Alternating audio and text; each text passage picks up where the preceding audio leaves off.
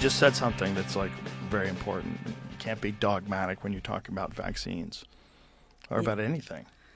Yes, it is good to keep an open mind, isn't it, and be flexible and look at a 360-degree view of things rather than your tunnel vision and what you're indoctrinated into, isn't it? Yeah, and especially if you know that that indoctrination has been on purpose and profitable.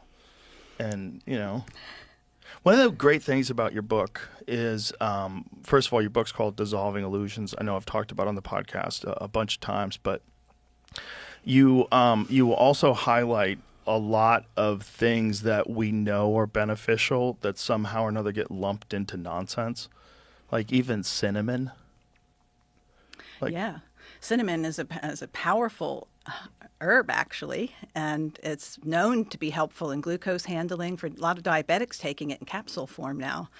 I noticed at the end of my nephrology career that a lot of my own patients were taking cinnamon capsules, but it also has a lot of vitamin C in it, and I think that was probably one of the keys. A lot of those old remedies that we wrote about, the magic in them probably was the vitamin C in them. I dismissed all that stuff as total nonsense. I was like, oh, that's hippie nonsense, like echinacea, like get out of here. It's hippie nonsense. Garlic, come on, get out of here. But then the more I've read things, especially like garlic is incredible for staph infections for some reason. It is. And it doesn't develop drug resistance like a lot of the drugs that are engineered for it. Yeah, the hippies seem to have got it right, I think. Well, it just that whole idea of natural remedies is so just universally dismissed by non-silly people. You know, when you say natural remedies, that's great. If you have a heart attack, go to a doctor, stupid. You know, that's generally people's appeal to authority. Right. But the doctors should be recommending those things too. Like they're good too. Like vitamin D, super important. You know, vitamin A, super important. And one of the things that you talked about in the book is that I think this was really important. When you were talking about the measles vaccine, you were saying that either if you get an infection with measles, just a natural infection, or if you get the vaccine, you're still going to get depleted of vitamin A. Like if you get vaccinated for the measles, you should be taking vitamin A as well. Your body's going to get depleted just by getting that shot. They don't tell you that. No, they don't tell you anything, just Tylenol, which actually makes the vaccine not work as well, in addition to causing all kinds of immunological disturbances at the time that you're supposed to be upregulating your immune system against this dreaded disease. But one of the things about the recommended by the white coats and the authorities is that the public believes that so many drugs and remedies are standardized that the conventional medical system gives out. And when you go to actually look at them, and this includes vaccines, even though they're standardized, meaning that the manufacturers are told what the regulations should be in terms of production, when people go and look at them, they find it's anything but standardized. It's very variable, which is why we see such variability in the results when people receive them. That's only one reason why there's so much variability. And do you think it's the immunity to any legal consequences that has allowed them to sort of operate like this? Well, we certainly saw an explosion of their creativity since 1986. So in 1986, you're referring to the National Child Vaccine Injury Act that was passed in 1986. But before 1986, we had 1976, which was the swine flu vaccine fiasco. And that was a situation where there was so much injury that the vaccine producing companies were no longer able to get insurance. And so they went to the government and they said, we need you to indemnify us. And they did. And so the government absorbed all the lawsuit cases that happened as a result of the Guillain-Barré that happened from then. And so that kind of set a precedent for 1986. So back then, vaccines were just kind of, pieces of microbe or maybe a live attenuated virus, and then they would put a background of all kinds of horrid things inside of it and tell you it was just a clear, beautiful, pure solution, but that's beside the point. So then 1986 comes along, and because there's so many lawsuits happening because of the diphtheria, pertussis, tetanus vaccine, that, again, the vaccine companies couldn't continue to go on the way they were because they were being sued so much. So then this horrible act was passed, which to some people seemed like a good idea. And this is always how it goes, is we're going to make you this promise. Yes, yes, we're gonna cover all the lawsuits now out of taxes, but it's gonna be okay because we're gonna pay out these lawsuits, and you're gonna be fine. If your kid takes one for the team, you're gonna be okay. And what happens is, after they get their foot in the door, they narrow down the they basically have a kangaroo court that decides if you're eligible. And so the qualification tables got narrowed down because in the beginning they were paying out so much of this. So not only did it make the vaccine companies very, very wealthy and indemnified, but as you alluded to just a minute ago, the creativity of the vaccine companies expanded. So after that, they could add different, what we call adjuvants, things that stimulate the immune system so the vaccine works better. That's why we're able to be in a messenger RNA vaccine situation today, which that wouldn't have happened if it weren't for this indemnification that, the vaccine trials have always been a bit of a joke, but they're even more of a joke today than they were in the beginning. We've never seen a vaccinated, unvaccinated study that is accepted by the powers that be as good enough. The vaccinated, unvaccinated studies that they use another vaccine for. You probably know that. So if you're testing a measles vaccine, you could test it against a diphtheria vaccine, or a flu shot vaccine is tested against a hepatitis A vaccine. There's no saline placebo because the few studies that exist with saline placebos show how bad the vaccine actually is and how it makes you not only not respond to the disease when it comes around, but more susceptible to it in many cases. Have there been any instances where vaccines have been helpful? The question of the century, isn't it? Okay, now we have to back up a minute because I had that same question, and I had to go dig deep to all the questions you have in your head right now. I had them too at one point. So here I am, a medical doctor working in the field, believing in pretty much everything I was told, giving hundreds, if not thousands, of vaccines out to my patients, hepatitis B vaccines in particular, flu shots for sure. I was a nephrologist, a kidney specialist, in dialysis, etc. And initially, we all kind of have an aversion to needles. I think it's a natural human aversion. So when we're kids, no one's going, oh, I want to go get my vaccines. We're like, okay, fine, sore arm, you get over it. Most of us were lucky enough to get over it. So by the time the first instance of a problem occurred in front of my eyes, I was already a fully seasoned professor of medicine, working in a tertiary care medical center, okay? And so it's been a bit of a process because for me it was the influenza vaccines in 2008, 2009 that showed me without a doubt that vaccines can and do cause kidney failure and put people on dialysis, that does happen. It can cause hypertension. So we're not told to take a vaccine history in medical school. We're not told to even look there. It's not even part of, especially in adults. But when I did start looking there, I started to see more and more associations, let's just put it that way. And so first I had to go down the flu vaccine bunny trail. And every time I went down that flu vaccine bunny trail, guess what I was asked? What about polio? Right. So I thought, all right, even though this has absolutely zero to do with polio because I'm watching people crap out in front of me after influenza vaccines, let's see about polio. Because I knew very little about polio, just like most people walking around out there do, that, it was invented by this guy named Jonas Salk and it saved humanity. We don't see these little crippled kids anymore. We don't have iron lungs anymore. Yay.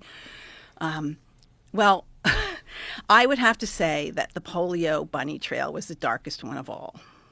And so after polio then became smallpox, and I thought, we still have people walking the earth that have experienced the polio years. So I kind of like to stick to polio because most of the smallpox, people that would have been familiar with it are off the planet. But there's still some doctors around that'll talk about smallpox. Like a guy named Thomas Mack, who's probably close to 90, who was kind of ground zero in the 1940s and knows a lot about it and still says we shouldn't be vaccinating for smallpox today.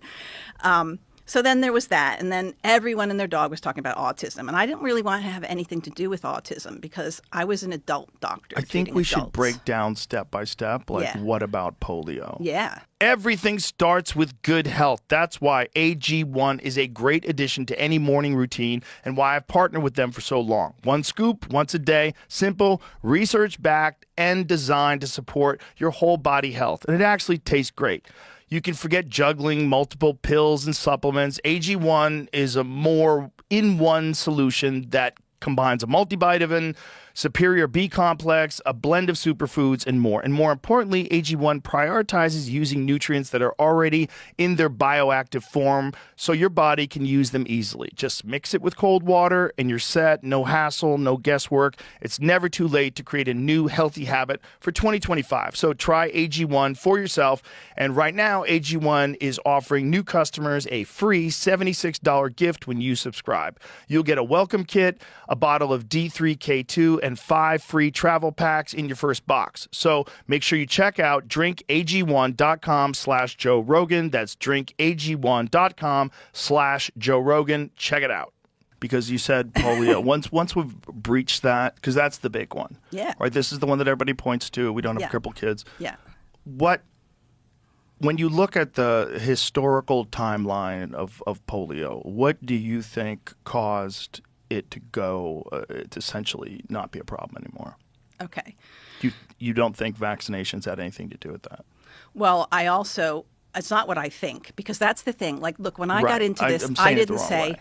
oh, I want to argue that vaccines are great. I said, look, I don't care. I didn't have skin in the game. I didn't have vaccine-injured kids. I couldn't have cared less about it, essentially, except that it was something in front of me and it didn't make sense. So I thought, wherever the truth falls, that's what I'm going to talk about. So what I say is that what the facts line up to show you is that polio is still here. Polio is still alive and well. Polio is called different things today, whereas back in the 1940s, 1950s, the criteria for diagnosing polio were completely different to the year that the vaccine was introduced. The playing field, the goalposts, everything was changed so that despite the fact that there was more paralytic polio in the years after that vaccine was introduced, they were able to show a complete cascading drop of paralytic polio simply because of the way they changed the definitions of what polio is and what could cause it. And they started testing for the virus, where before they would never test for the virus.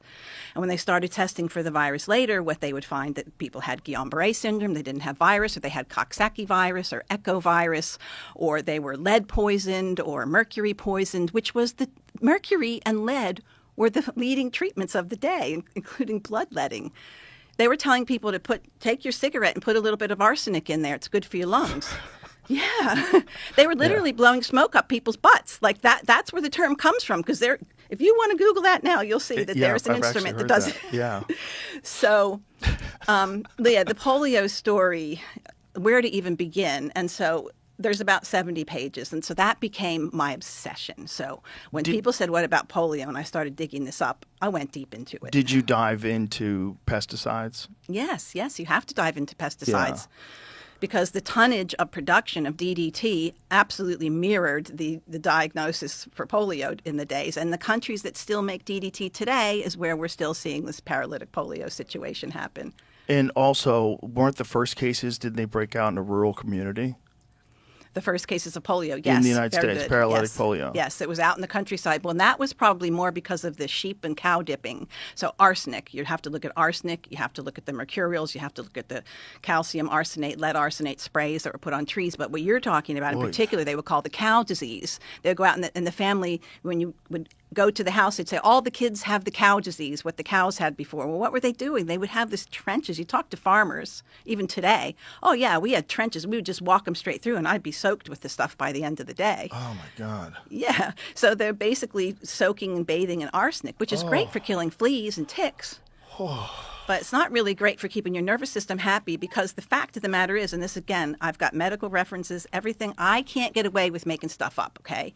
I have to put a reference for everything. But arsenic causes the exact same spinal pathology and fevers and everything. It literally mimics what they were calling polio and a polio virus back in the day. I read this crazy statistic, and I still can't believe it's real, that 95 to 99% of all polio is asymptomatic. That's exactly right. So polio virus is what we call a commensal. Just like you have staph on your skin and strep on your skin, and it actually serves a purpose. It keeps other microbes in check as long as you don't get a cut and have not a good immune system to deal from the inside out. So polio, the reason I can say that polio is a commensal is because, again, there are medical studies that showed that people who dared to get on the edge of some of these wild native tribes down in South America or elsewhere, but in particular I'm talking about South American tribe called the Javante Indians. So the Indian Health Service got to the edge of it and bargained that they would get some stool and some blood from the tribes so that they could test it for polio. And what they found was 98 to 99% of every person they tested, and it was hundreds of people, had evidence of immunity to all 3 strains of polio. And they said to them, well, where are all your crippled children? Where's your short legs? Where are the people that died of respiratory failure? And they were like, we don't have any of that problem. So it was well known. Could it possibly be that whatever you're calling polio evolved and became less powerful over time and more contagious? That does happen with some viruses, right? Most viruses in nature don't become more problematic as they go through the human system. They become less problematic. Remember Right. the whole COVID thing. Like in the beginning, people were getting super sick. It wasn't as contagious, but it was more virulent. And as it attenuated into the human bodies, it kind of fizzled out a bit. And then we got the Omicron, which was less. It was more spreadable, but it was much less pathological. And that's the natural process that happens. So when you're going to have real problems with microbes, they're usually going to be reverse attenuated, meaning made more lethal in a lab, and then they're introduced into the population. And look, I'm not making this up either. 1916, Upper East Side, Manhattan, there was a Rockefeller lab that their specific stated goal was to try to create the most pathological, neuropathological strain of polio possible. And they did that by taking monkey brains and human spinal serum and injecting it into monkeys. And there was a big problem with that, which was released into the public by accident. And the world experienced the worst polio epidemic on record, 25% mortality. That's unheard of. Really freaked the public out. But you can see the epicenter as it fanned out, and as time went on, never heard of it again. It attenuates as it moves through the body because it's a normal human commensal that goes back to its normal state when it's in a human. And that's generally what happens. If you have a highly lethal virus and it kills a lot of people, those people are dead. They can't spread anything. So that's kind of a different story if you want to talk about hantavirus or something like that. But as far as polio goes, no, polio was only made more lethal by the stupid things that humans did around it. So make it more invasive into the body, just like you can go do stupid things and end up with herpes outbreaks and staph outbreaks. Polio virus is a normal commensal. It used to be until we obliterated it with oral vaccines and replaced it with vaccine strain. But the wild strains are normal human commensals. So there's vaccine strain polio that just comes from a vaccine and is transmissible? Absolutely. Today, it would be the oral polio vaccines because they're the live strains, and they're still giving them pulse fashion all throughout India. They did a campaign a few years back in Israel, and they always say that a nomad came and, pooped in the sewage system, and they find it in the sewage system, and they don't want an outbreak to happen, so they treat everybody. So that's today the most common reason to see poliomyelitis disease from a virus. If you test for a virus, they'll usually find the vaccine virus. And that's why today we don't remember when we were kids, because we're about the same age, I think, they would give us the sugar cube. Maybe you didn't, but I did. I got the sugar cube, and that was the live vaccine. Well, they stopped doing that because after a while, the only cases of polio, and it became so obvious that the only cases of polio we were seeing related to a virus when they tested for polio virus were vaccine strains. So then they started injecting us again. But the early injections caused more paralytic polio than it prevented. And that's the part that people don't understand when they say, what about polio? Because they like you, just go, well, there's no more iron lungs, there's no more crippling, there's no more these poor little kids walking around with their casts. Well, that's not true, because the iron lung is now called a ventilator. So that's out the window. Transverse myelitis, which there are about 1,300 cases, I think it's a month, diagnosed in one particular, I put a quote in here on that. But transverse myelitis is actually something that would have it follows the same pathology as polio. It would have been called polio back in the day. So we still have polio that we had in 1953, because in 1953, all you had to have to be diagnosed as polio. Anyone could diagnose you, just one examination with one set of muscles being paralyzed. There was no time frame on it. There was no testing done on it. And then it was considered a public service to do it, because then you were eligible for funding. So what do they call it again? Can you say that word again? Myelitis? Poliomyelitis is the definition of the actual pathology. So it basically means inflammation of the gray matter of your spinal cord. That's what polio in Greek, poliomyelitis. It means gray matter inflammation, poliomyelitis. Poliomyelitis is what happens in the body. Okay, if you want to talk about what causes it, then okay, maybe in some cases a poliovirus causes it, and all the other things we just mentioned: arsenic, lead arsenate, calcium arsenate. Injections, tonsillectomies were a huge cause of some of the worst cases of poliomyelitis. And in fact, injections and tonsillectomies and unnecessary surgeries were put on hold during the years where the epidemics were the worst. So that's just proof that even the surgeons knew that. Why how does it affect it?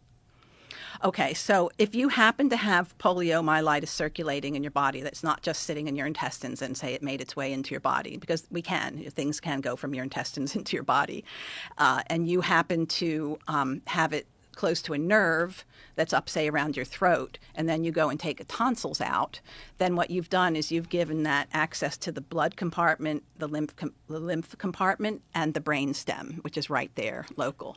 So those are the people that would get what was called bulbar polio, which is the ones that put you on a ventilator, and it's highly lethal. It's the worst kind of polio to get, bulbar polio, and it was very well known to have been coincident with tonsillectomies. Not only that, but tonsillectomies changed the structure and antibodies and the immunity that occurred in the throat, and it changed it for the worse, not for the better. Do you think they're unnecessary, or is there some times when people have to get their tonsils removed, or is it just a nonsense practice? Okay, so again, it's not just a cut and dry answer, because let's just say that anyone who's ever brought their child to me because their tonsils were touching or they were snoring has not had to have a tonsillectomy. Now, does that mean that a tonsillectomy won't solve that problem where you're snoring and your kids maybe not oxygenating? No, if you let it go that long, probably you're going to need a tonsillectomy. But I've seen so many cases reverse. It's a very easy thing to do. But as doctors, we're not taught about all the things that you were talking about earlier, the natural remedies, but just simply gargling with a solution of sodium ascorbate, vitamin C, can make a huge difference, because tonsils are they're like porous golf balls, if you want to think of them that way. They've got pits in them. And so food you eat and bacteria and pus can build up. But if you just start rinsing the outsides of them and start nourishing the body from the inside and getting rid of things that the kid might be allergic to, which almost every kid's going to eat if your parent doesn't know better, it can make a remarkable difference in these kids that have these huge tonsils. So I think that I think everything else should be done first before taking out the tonsils if there's time, because I'd say 95 to 99% of the time you can prevent that child from needing their tonsils removed. Before we go to smallpox, I want to talk about this because you just brought it up. One of the things that Brett Weinstein has explained to me is that aluminum is the concept is that giving someone a shot with aluminum in it and triggering an immune response, if they're eating certain foods during that time, they can then develop an allergy to those foods, like certain people with peanuts and various things like that used to be very common for people to eat, but then a bunch of people developed like pretty severe food allergies. And he makes this connection that he believes it's a reasonable connection to say that there's something. Absolutely. 100%. And it's not just something he's dreamed up. Again, provable medical literature in the book, Dissolving Illusions. The physiology, the pathology is known. It's very well known that the vaccines that have aluminum in them skew the immune system. So the immune system kind of, just if you want to break it down just really simply, you have your Th1 arm and your Th2 arm. Your Th1 arm is your really important one. Those are your T cells, your lymphocytes, the cells that chew up any garbage that's going around. That's the part you want activated in any infection you have, whether it's COVID or measles or smallpox or whatever. And then you have your Th2 arm, which is there mostly to deal with parasites and things like that, and it's mostly an antibody arm of immunity. That's the one the vaccinologists are obsessed with, making sure there's enough antibody. So the vaccines that have aluminum in them, as opposed to the live attenuated vaccines, which don't have aluminum. All the other ones do. So your DTaP is going to have aluminum in them. All your killed vaccines are going to have aluminum in them. And that is very well known to trigger that Th2 response, which is the allergic response, which can set up your body for autoimmunity. And so part of the purpose of breastfeeding, which is part of the blueprint for humanity and every other mammal, is that the mother is able to introduce antigens in the world to her baby through her own breast and things that she's been eating and breathing in, and then the baby's able to develop tolerance. So, while vaccine scientists are obsessed with getting antibodies and ramping up an infant's inadequate immune system, the fact of the matter is that it's more important to learn what not to react to when your immune system's developing rather than to becoming defensive against every microbe that could get you. So that's kind of the paradox there, and one of the battlegrounds for, immunology within immunology. And for those of us out here that are going, what are you doing here, Anyway. You were also talking in your book about the importance of breast milk and the amount of nutrition that's in breast milk for a child and what it does for a child. And the differences in their immune system, the differences in a lot of different aspects of their development, which is pretty fascinating. And most people kind of just assume it's food. It's just food. But it's a lot more than that. It's so much more than that. And I was actually quite startled when I really went down that rabbit hole to see not only, it is food. It's excellent nutrition with short-chain fatty acids and sugars that the baby needs. It actually trains your gut to be healthy in the long run as an adult, which trains your immune system as well. But what that mother is putting through her breast milk, things like something called HAMLET, HAMLET, which stands for human alpha-lactalbumin made lethal to tumors. And this is a substance, this is a protein, it's like a transformer protein that can literally turn into a cancer-busting molecule that is being used by the oncology industry, okay? And when it's not in that form, it's a powerful protein that fights off pertussis, all kinds of pneumococcal bacteria. And when it's not doing that, it's food. Okay, so it's like it's got so many different purposes. Stem cells are coming through that mother's milk. Activated T cells. Activated T cells have another substance in them that is kind of hijacked by the oncology industry, and that is when they're immunosuppressing kids for leukemia or whatever, and they come in contact, say, with chickenpox. What they can do is get somebody like me, who's immune to chickenpox naturally, and take my memory T cells that remember that, and there's a substance in there called dialysable leukocyte extract. When you put that into another child, even if whether they eat it or inject it into them, it transfers cellular, that Th1 important arm of immunity I just told you, it transfers it onto them and protects them for a long time.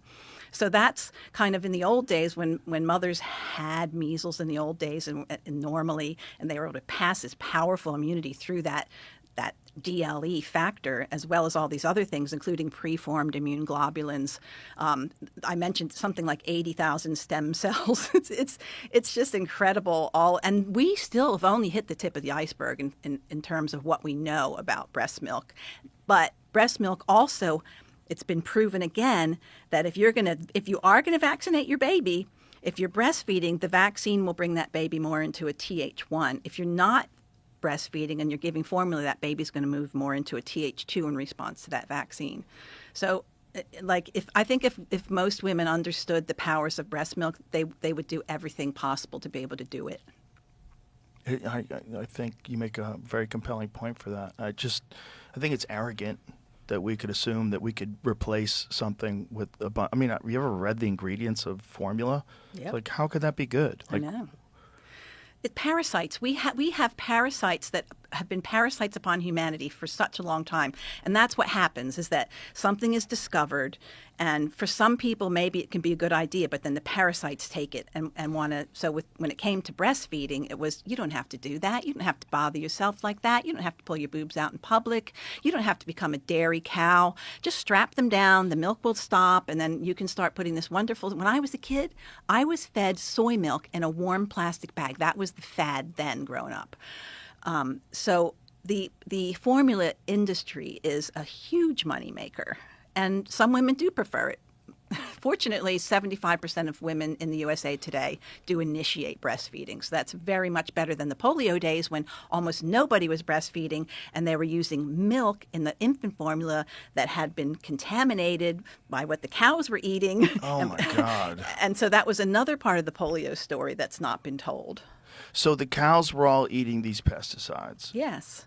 and herbicides. Yes. And the cows were getting sick with it. And then these people were drinking the milk from that cow and getting sick as well. And eating well, the meat. the cows wouldn't have been necessarily getting sick from it, but it would be concentrating in their milk. And so the milk would have been expressed. But you just brought me back to another place. Cows were also used during the smallpox era, and what you're saying is true about that. So they would basically take what they thought was sorry, it's just so dark that sometimes you have to laugh. But they would take pus from other animals, scratch it into the belly of a cow, then take the pus off of the big pimples that would form on the belly of a cow. The cow could become very sick, and yet that cow could still be butchered up at the butcher shop. The butcher would get sick with pemphigus or some hand and mouth disease or, the things that the cows normally catch. And so those cows could still be used to produce meat in those cases. I don't know that it was used to produce milk. I don't think that would have, I don't know. But I know it was used to produce meat because the butchers were getting sick and the people that were eating the meat were getting sick. And certainly the people that took the vaccines that had certain who knows what in them, because it was shown like into the 1970s, 80s, and even recently, I have a reference from after the year 2000, that there was more bacteria and fungus in the smallpox vaccines than there was smallpox virus. So it was because they had this thing called pure lymph, which was pus that came out of the horse's foot or a donkey's pus skin or a cadaver of a human or a cow's ulcerating udders and scraped into glycerin and called pure lymph and marketed all over the world as look, Joe, this was our success. This is the one vaccine that eradicated a disease. Can you believe that fairy tale? I'll tell you another one. Like that, it doesn't get crazy. This is our success. This vaccine that I had described in great detail with what was in it and what people saw under microscopes and then later tested genetically was what was called a quasi-species, meaning they don't even, after a while, it became its own thing. It wasn't from a horse anymore. It wasn't from a human anymore. They called it humanized horsepox when they genetically characterized the dry vax and then ordered that every dry vax specimen on the planet be destroyed. I think that was around 2009. Why did they do that? Good question. I don't know. Hiding the evidence, possibly. But they now have a new vaccine, which doesn't work. But they wanted to bring this one back. When I was in the peak of my career in 2003, I got a letter on my desk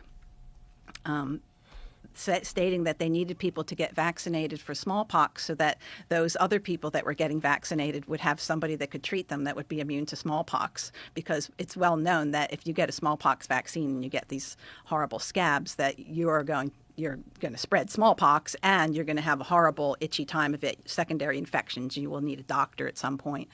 Well, it turns out that the trials that they did on super healthy people, soldiers that were in top shape, were so bad in terms of cardiac disease and other diseases that the government put it on hold for a second and said, oh, no, we can't do this. Meanwhile, guess what? They were using the same vaccine in the 1700s and 1800s.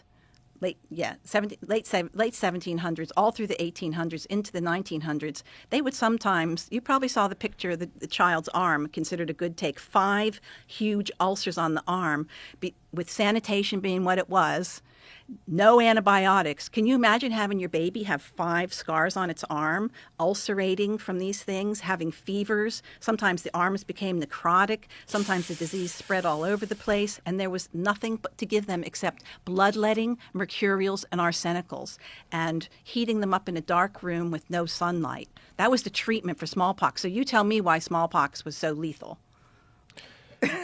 This episode is brought to you by Farmer's Dog. It doesn't matter how old your dog is, it's always a great time to start investing in their health and happiness. And thankfully, the Farmer's Dog makes it easier than ever to feed your dog a healthy diet of real meat and veggies. Dogs prefer their food, even picky dogs, and owners prefer their service. If you have a question about your dog, your plan, your delivery, or anything else, they have 24/7 customer service that connects you to real humans who are genuinely interested in providing the best experience possible for you and your dog. They give you detailed instructions on how to transition your dog to fresh food and even pre-portion it for your dog's specific needs. Feeding your dog healthy, human-grade food shouldn't be complicated, and with the farmer's dog, it isn't. The entire experience from box to bowl is a breeze. So try the farmer's dog today and give healthy, freshly made food a try. You can get 50% off your first box of food plus free shipping. Just go to thefarmersdog.com/Rogan. Tap the banner or visit this episode's page to learn more. Offer available for new customers only. Well, what's fascinating also is that most people aren't aware of just the general public health conditions during the time of the smallpox outbreak. That's right. And the way people lived is almost unheard of. You wouldn't be able to imagine just the smell of human feces everywhere. Like, streets were filled with outhouses. There was animal shit in the streets. It was no sanitation. There's no running water. It's a disaster. It's a disaster, and there's no good food. So you got malnutrition. You're exposed to numerous pathogens and just waste. You probably have fecal matter on everything. It's probably unavoidable. It tracks in your house. It's everywhere you go. It's your drinking water. Oh, your yeah. drinking water was you would skim the top off for your drinking water back then. And we know that co-infections make any primary infection worse. You know, if you have measles and you get a co-infection, it makes it worse. COVID with a co-infection, anything makes it worse. You end up with, pneumonias and pus pockets in your lungs. So, yeah, thank you for that description. I don't think I could have done it much better myself. But that was normal. Go watch Gangs of New York. Yeah. That's obviously a drama, and it's probably not completely accurate, but I bet it's pretty close. Yeah. I bet it's pretty close to how people lived back then. Yeah, the slums, like you can actually, like in here, it's not all medical articles quoted. Some of the quotes that we use are historical quotes from, anthropologists that would go through the slums in New York. The Ellis Island was just bringing people in, and they would sometimes have 20 people in one room with no privy, dark, like you say, and the sewage would run underneath the house, so the smell of it would be coming up through the whole time. And then you'd have them working 16 hours a day at the age of anything upwards of 4 to 5 years old could be sent to either coal mines or canneries to bring money in for the families to barely survive. So people weren't being paid very well. But you just said smallpox being what it was. But what people don't realize is that in the 1600s, late 1680s, doctors were describing smallpox as one of the easiest diseases to treat if you simply just supported the human. Again, quoted that. And then what happened is the Industrial Revolution, and people were taken with the Land Enclosure Acts out from the farms and brought into cities, which didn't have the pigs basically were the garbage men back then. So the pigs ran wild. Thank God, because if they didn't, it would have been even worse. Horses were your cars, so the horses were dumping everywhere. Some people they said there was a foot of horse manure to get through to walk across the street. So it was horrible in pretty much every way you can think of, and then the human oppression on top of it in terms of the poverty that was there and the wealthy elite at the top kind of living the good life. But it was starting to filter up to them at some point, which is why it was actually individual people that sponsored the first public drinking fountains and things like that. It was probably partly to save themselves. Because if you can stop disease from running rampant through society, look, they still had to go into the cities to get things. Right. And even if you sent your servant into the city, your servant could bring you home something lovely from the city. Yeah. This is not the picture that was painted when we were children of what society was like. No, we were told that this vaccine was so important and it was so effective that we don't need it anymore. I actually ended up with one when I was very young. I think what we're talking about when we're saying the conditions, that these conditions aren't known to most people, and that these conditions coincide with these diseases. And it's probably not just a correlation.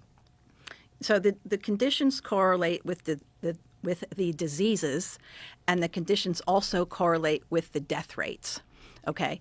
And so there were many of the diseases that we're talking, say just diarrhea. Do you know diarrhea killed more people in the Civil War than bullets? Yeah. And lots of other wars, diarrhea. Diarrhea can be caused by lots of things, nothing that we vaccinate for, essentially. Well, I mean, today there's rotavirus, but that wasn't a thing then. It was more, typhus and things like that. So, and cholera. Are they getting it from water? Yeah, that's what that would have been, because they would be out, in the bush or the trenches, drinking what they could. So, redirect me again. We were just talking about the So the diseases that there were never any vaccines for, we see the death rate come down at the same exact avalanche as the diseases that we did vaccinate for. And in some cases, there's a little blip when the vaccine comes up and things get worse for a bit and then come back down. So again, the point of the book was just interpreting the data that's existed for a really long time, vital statistics throughout the world as to the decline in death rate. In some cases, the disease rates went down too, but the most important thing was the death rate, because that's what your baby could die. You have to have a vaccine, right? It's not your baby could have a rash. Right. So different diseases have different severities and different solutions and different ways to treat them so that they never have to present to a hospital. But like you said, back in those days, there wasn't, the pharmacies basically had your mercurials, arsenicals, if you were lucky, some homeopathics. That was pretty much medicine back then until aspirin was invented, which was probably one of the reasons why the 1918 flu looked as bad as it did, because they were giving people up to 10 grams of aspirin a day, which can cause pulmonary edema in a healthy person. So what was the logic behind the arsenics and the mercurials? Like, how did that become an approach that they used for medicine? Oh, well, I don't know, actually. Don't know the answer to why they started doing that. Those are two really bad things. Well, I'll tell you how they prescribed it is they would say, give 1 grain until emesis occurs.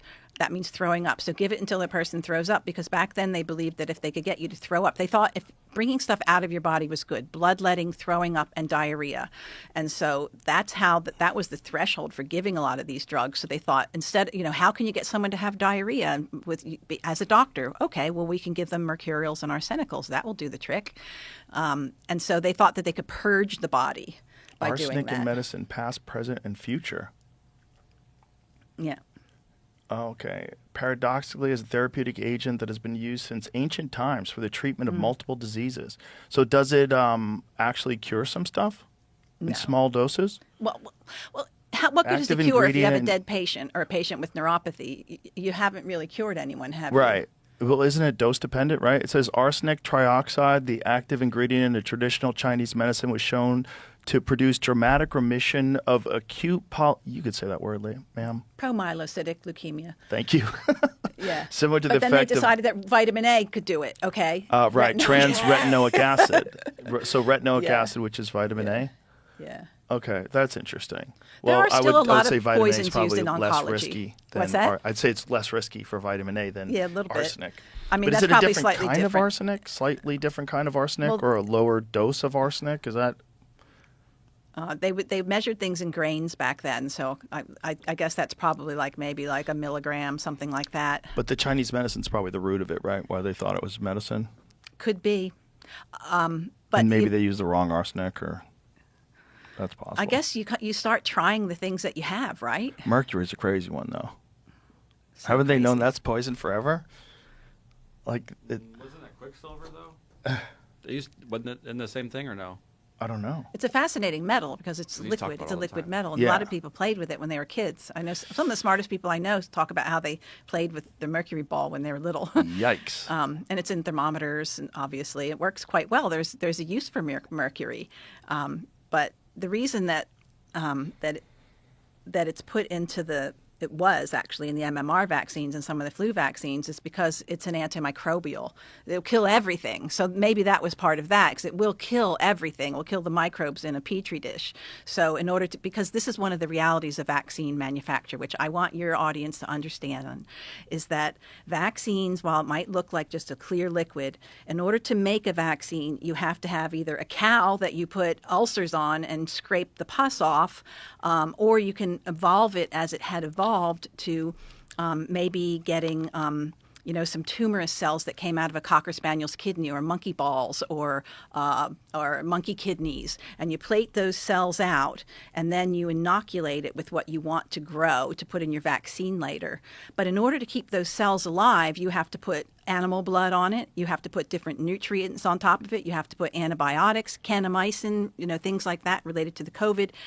Here, mercury. Okay, so in the end, you can make sure when you have your final product that if you put a little bit of mercury in there, that it's less likely for any of the fungus or the spores or the bacteria or the adventitious viruses that you didn't know about that were there before will be in your final product. Wonderful. So you have a product now that you can be not completely sure has any of these deadly microbes, but now has mercury, which the only places it's actually okay to have on the planet, mercury, is in vaccines, your tooth, or toxic landfill. So if you were to drop a vaccine at a vaccine clinic onto the floor, the hazmat guys would come in. You're not allowed to just pick it up if it's a mercury-containing vaccine. The hazmat people have to come and take that away. Yet we're okay to take a portion of that vial and inject it into a child, a 3-month-old child. How does that work? It doesn't sound logical. And then 6-month-old actually. But there was also the issue with the different types of mercury, right? Is it methyl and ethyl? Methyl the two and different? ethyl. Yeah. Apparently ethyl is good and methyl is bad, according to Paul Offit, senior vaccine scientist. But the fact of the matter is, once mercury is methylated, and like fish can methylate mercury and they can get rid of it. Once we demethylate mercury, it's in us until you do something called chelation, where you can put a chemical into the body that can grab onto it and pull it out through your urine. Otherwise, you're stuck with it. So in my opinion, all mercury is bad, shouldn't be put into humans, shouldn't be in our food sources, shouldn't be in our environment, except for in the look, you can even find uranium in nature, right? It's what people do to it to concentrate it and how they use it that becomes a problem. Wasn't the issue that one of them, I don't know, it's methyl or ethyl mercury, leaves the body quicker? Yes, it's ethyl mercury that leaves the body quicker, because methyl is a chemical that gets put onto it naturally. And apparently, I'm not an expert on mercury poisoning, but apparently methyl mercury we don't have the ability to excrete, but ethyl mercury we do. Yeah. But wasn't there also an issue that it crosses the blood-brain barrier? Well, anytime there's inflammation, anything can cross the blood-brain barrier. It's the aluminum that we really know crosses the blood-brain barrier, and that's still in vaccines today. And anyway, we get into blood-brain barrier if you want to. That's a whole other Sure. story. But yeah, so mercury, obviously, it can get into the brain. It's found in the brain. It can get into your adrenals and your other glands and important areas of your body. And even the thing is that even at such low levels can cause problems. It's no neurotoxin. Has no place for circulating or being deposited in the human body in any form. But isn't it fascinating that they've done such a good job promoting this that people are going to get outraged at what you're saying? They've done such a good Welcome job. to my life. And you've got a lot of courage. And I want to commend you for that, because writing that book and being here talking about it takes a lot of courage. And it's from regular people who want to believe the vaccine. They're scarier than anybody. The people that are just rabid vaxxers. And they stand for science like they're the warriors for science, and they get very aggressive about it. And they don't even want to breach the subject. They don't even want to look at it. Because the more you look at it, if you're a logical, rational person without like a deep-seated ideology attached to vaccines, and you just looked at the reality of it, you just go, what is this? Yeah. Like, how did you trick people into injecting, how many a year now for kids? What is it? In the 70s. I believe we're in the 70s. That's insane. Yeah. And then you want to demonize anybody who says anything about vaccine side effects. You are the craziest of kooks. They come down you with the hardest publicity campaign. It's so transparent. You see it coming a mile away, and you're still shocked by how blatant it is. And no one wants to look at the actual issue itself. And no one wants to say, like, well, is she right? If you read your book, you go, is she right? Mm-hmm. Well, if you're right, and I think you're right, like, we've been lied to. And we've been tricked into thinking that this is all settled science.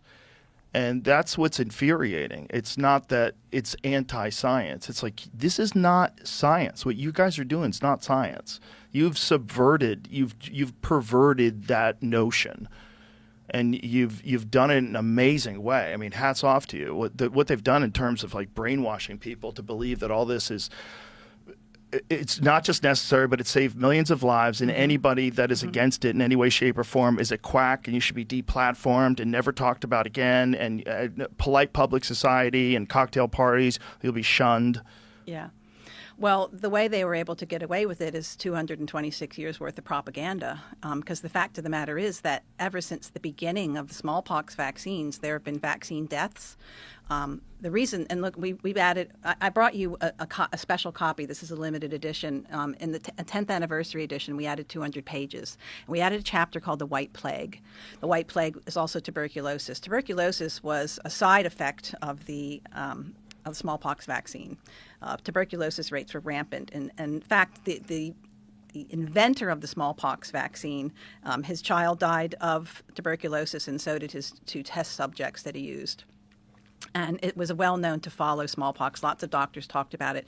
But in about 2 or 3 years after the vaccine was accepted in England, you hear doctors speaking out about it, cursing the day they ever agreed to do it to people, to children, to anybody. And so what happened is that the government came down harder and started making it mandatory and would take your furniture away and started intimidating the doctors. And that's an age-old thing as well. And I experienced it. And any doctor that's ever stepped out of line and said something bad about vaccines will either be intimidated or worse.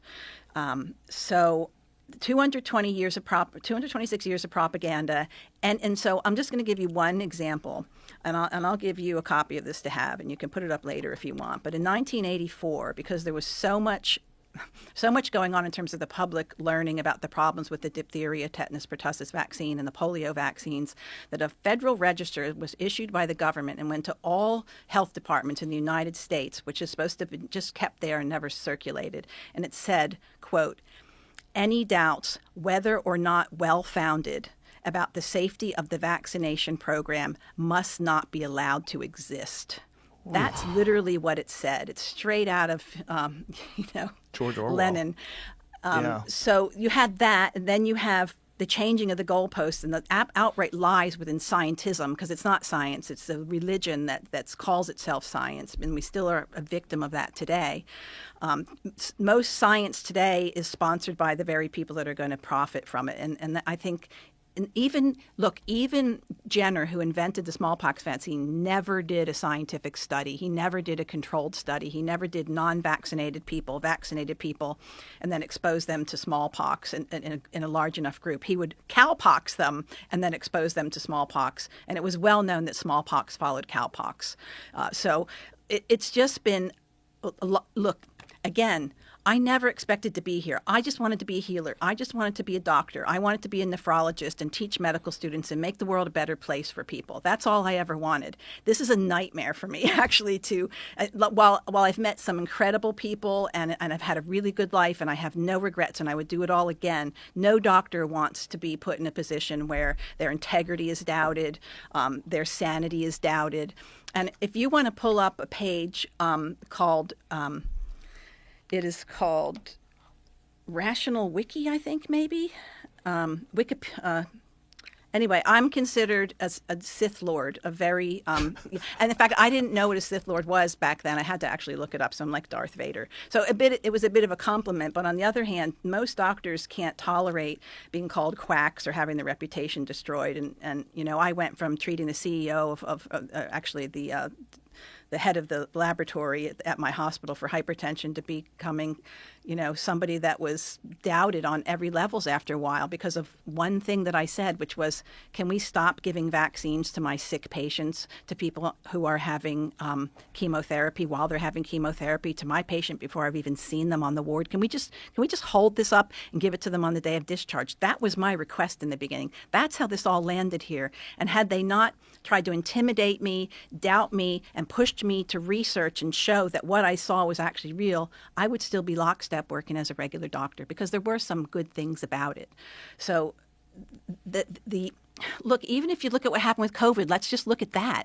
Like, how did they pass this off? Look at the media today. Do you know that they're giving COVID vaccines to 6-month-old children now?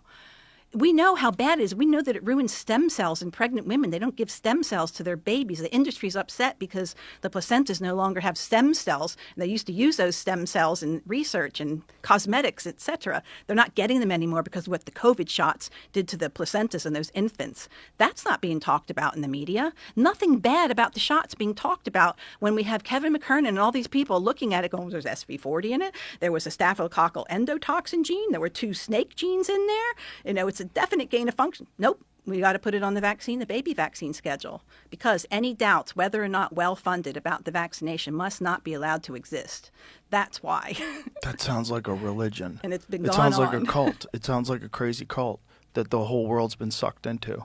Giving a COVID shot to a baby today is insane. 3 of them. They get 3 by the certain. You'd have to look up the schedule, but I believe it starts at 6 months, and they get 3 of them. Kind of boom, boom, Are boom. doctors really recommending this? It's on the look. There's a group of people called ACIP. They're doctors, usually with vaccine interests in their bank accounts, that make the recommendations for the vaccines, and they have recommended that 6-month-olds. So if your doctor is following the ACIP program, you have to be offered that vaccine. And now that doctor, this is another part of the story, is that doctor's likely to lose $250,000 a year if they don't do that, because there's incentive given to hospitals and doctors, which is what naively I was on the other end of when I woke up in 2008 and said, wait a minute, why are we doing this stuff to my sick, inflamed patients? You're giving more inflammation. It's because the hospital would lose something like $40,000 if they didn't give a vaccine within the first 24 hours of admission. Oh, my God. And they would get $40,000. It was all a money game. That's really the bottom line of it. And I didn't know that until a nurse years ago, who was a high-level administration, she said, Suzanne, this is why they did that to you. Oh, wow, okay. Well, at least it makes sense now. Nobody wants to think of it as a business. Nobody wants to think you're making business decisions at the expense of someone's health, and possibly whether or not they make it. Like, what are you doing? Well, that's been the case since, basically the medical profession was infiltrated in the early 1900s by, high-level interests that didn't want us thinking for ourselves and carrying on with the natural cures that actually work, carrying on with normal midwifery. There was just so many changes that happened as a result of best practice medicine, not to mention, the forming of the AMA by a couple of real quacks. That's a really good story. And the AMA would give their stamp of approval. So say you created an infant formula, well, it would say AMA approved, and your infant formula would sell even better. Or remember when doctors smoked Camels because Camels were best? Those were the days. And this is also the time when this coincides with when Rockefeller was designing the school system, right? Well, first Rockefeller, I think oil was one of their primary Right. So that's the pharmaceutical investments. aspect of it. That's right. Yeah. Oh, so you want to talk about the school system? No, but he did both, right? Okay. He was a part of both. So he was a part of the reason why natural cures are so easily dismissed and why it's so dismissed, because Rockefeller put the entire medical establishment on oil-based. That's right. So all pharmaceutical drugs that are made by using oil. Yeah. And he did it because he sold oil.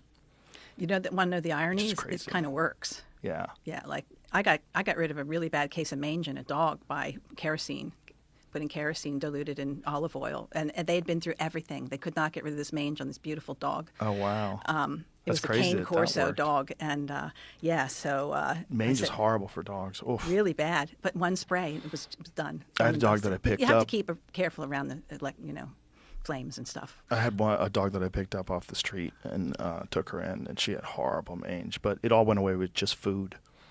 I just gave her healthy food. No, it can't. Joe, come Yeah. on. You had to have an expert help you. No kerosene, no nothing, just love. Food. Oh, that was Food an and argument love. I had in the hallway once with the senior chief of medicine. He was like, he would always say, so how are you today? And normally be like, good, superficial compliment. I said, by the way, I'm having real trouble with, the H1N1 vaccine. My patient's getting kidney failure after getting it. And he turned dark on me. I never saw him dark before. And he said, No, that just didn't have time to take effect. And of course, then I heard every kind of soundbite in the book from him, which I didn't know were sound bites at the time. And then he said, well, what do you think is happening with meningitis and these college kids? I'm like, oh, come on, that's a total no-brainer. It's like their nutrition goes down the tubes when they leave home. They're smoking. They're staying up all night long. They're hanging out with their pals.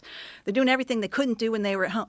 Oh, you got to be kidding me. So you think it's their food that's causing problems? And I was like, well, what medical school did you go to? Like, I was actually taught that nutrition matters and how it matters and why it matters. But that's been almost completely thrown. Like, if you want to sneak vitamin C into somebody's hospital room, you know the best way to do it? Don't bring in a jar of vitamin C, because they will stop that at the door. You get yourself a McDonald's milkshake or a burger, and you just dump that milkshake out and you put something else in there, a smoothie with some vitamin C, and they will say, off you go. That's perfectly fine. That's going to be great for this person, this child. That's how you can get it in, because they think that McDonald's is wonderful. In fact, McDonald's are kind of situated proximal to a lot of hospitals, and the Ronald McDonald houses are there and everything else. But bring in a homeopathic or, magnesium or vitamin C, and you've got to get permission for it and go through so much red tape, and a lot of time you'll be told, no, you can't give it because, you'll cause bowel necrosis, you'll cause diarrhea, you'll cause kidney stones, everything in the book that doesn't actually happen with vitamin C. But it's what look, they've measured vitamin C levels on people that enter hospitals, and pretty much everybody's deficient or on the border of deficient when they enter, and pretty much everybody when they leave is got borderline scurvy, if not full scurvy. Fortunately, they go home and start doing other things and can rebuild some of their vitamin C scores. But there's a lot of subclinical scurvy walking around out there, and those are the people that are going to do the worst with the vaccine, and then they're going to do the worst with the subclinical scurvy in modern society, just absolutely. from poor diet. Well, it's not just the poor diet. So any kind of stress will consume vitamin C. A cigarette will consume 75 milligrams of vitamin C, and they tell you that you only need 190 milligrams a day. That's the FDA requirement. Wow. So you just have a few cigarettes and you've depleted your stores. So Whoa. we don't make our own vitamin C as humans. Humans and guinea pigs, we don't do that. And so we have to consume it. And we're reliant upon our fruits and vegetables or supplements to do. Or if you eat organ meat, you can eat the adrenals. They're loaded with it. But aside from that, it's your fruits and vegetables that are going to give it to you. So if you're under a lot of stress, or you're taking medication, or you have a lot of inflammation or arthritis, whatever, that's going to consume vitamin C, because vitamin C is an antioxidant as well as an antiviral, and good for your nervous system. So yeah, most people are walking around skimming the edge. You can see kind of a red line on some people's gums. They're probably vitamin C deficient. If your gums are bleeding a lot when you floss, you probably need some vitamin C. And you could have an infection too, but it will deal to the infection as well as the integrity and the collagen inside of your bones and your soft tissues. I mean, it's like one of those things that's so important it should be given upon admission to every hospital. And what's really crazy is if you're one of those people that thinks that all you need is a balanced diet, and you're eating like a piece of chicken and some lettuce, like that, there's no vitamin C in any of that, or not enough. Probably not enough. Yeah, chicken not and enough. lettuce won't do it. Yeah. If you're not consuming like some sort of liposomal vitamin C supplement, if you're not taking something on top of that, you're probably not at an optimal level to survive anything, it's like part of why we have so many metabolic diseases. We have bad metabolic health. We have metabolic diseases. Like it should be super obvious. Like, everyone's like really unhealthy and doesn't have any nutrients in their system. Yeah. And they're all getting really sick from all these different things. Yeah. Huh. Yeah. But everyone's like, no, you need medicine. You need a shot. You need a this. You need a that. You need to get on this. You need to get off that and get back on this. And you're a hippie if you want to just eat kiwi fruits and get your vitamin C from that, or have oranges or broccoli. Oh my gosh, broccoli makes you a total hippie. Or kale, forget about it. It's nuts. Now, see, we have a different kind of malnutrition today than we describe in the book. Back then, it was people were toxic from basically drinking poop water and being worked to death and having diseases all around them. And so they were protein calorie malnutrition as well as vitamin as well. today we have kind of dysnutrition, like DYS, dysnutrition, and that everyone's fat, so they don't really look malnourished. Pretty much, you go on a cruise or you go to the beach, even Go to Bert skinny people Kreischer's have house. big bellies now. Big belly is the thing. What was that? I said go to Bert Kreischer's house. Who's that? That's my friend. Okay, hi, He's going to Bert. hate that you don't know who he is. But, so today we've got inflamed guts from, glyphosate and, the wheat that's been altered to make us inflamed, and then just the chemicals that are added to our food, and the vitamins that actually don't help us and set us back, that are fortifying our, bread and milk, lack of vitamin D. So we have a different kind of a problem, but essentially causing the same bodily dysfunction. Yeah, the wheat thing I used to think was nonsense until I ate pasta and bread in Italy. And I was like, okay, why do I feel so much better? Yeah. Why do I not feel like I just ate poison? Because I love like pizza. Oh, Yeah, I who love doesn't? it. I love lasagna. Oh, I love it. I love it. It's so Yeah. good. But after it's over, I'm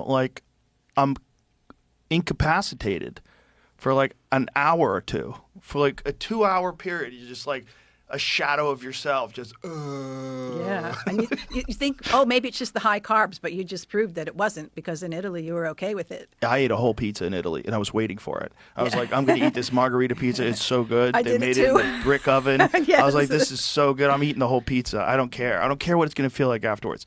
I ate that whole pizza, and then I was like, where is it? Is it coming? It Waiting for the never hit. came. Never came. I felt Yeah. normal. I felt like I just ate food. I was like, this is nuts. Like, no crash. Yeah, the bread in Scandinavia, same.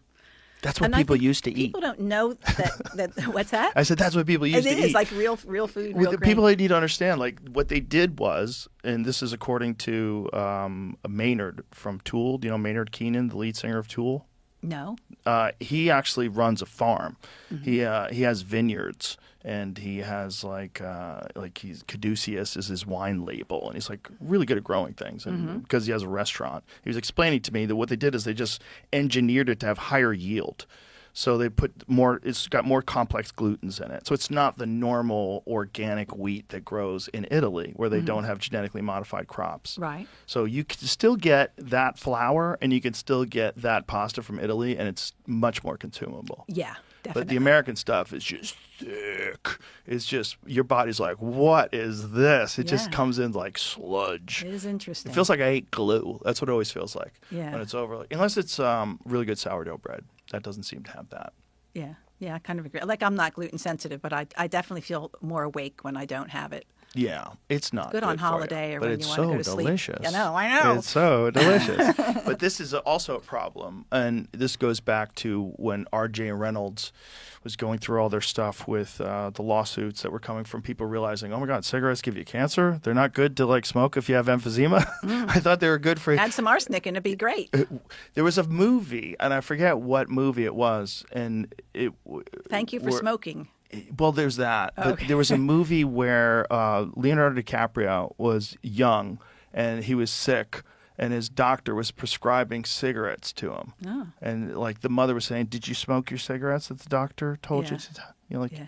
"You're not smoking. Like, you need to keep up your health." I'm like, Well, there's something to that, because you know about the nicotinic receptors, and the smokers got less COVID than the rest of us, and I there's did hear definitely some about protective that. effects. well, also, doesn't nicotine kill COVID?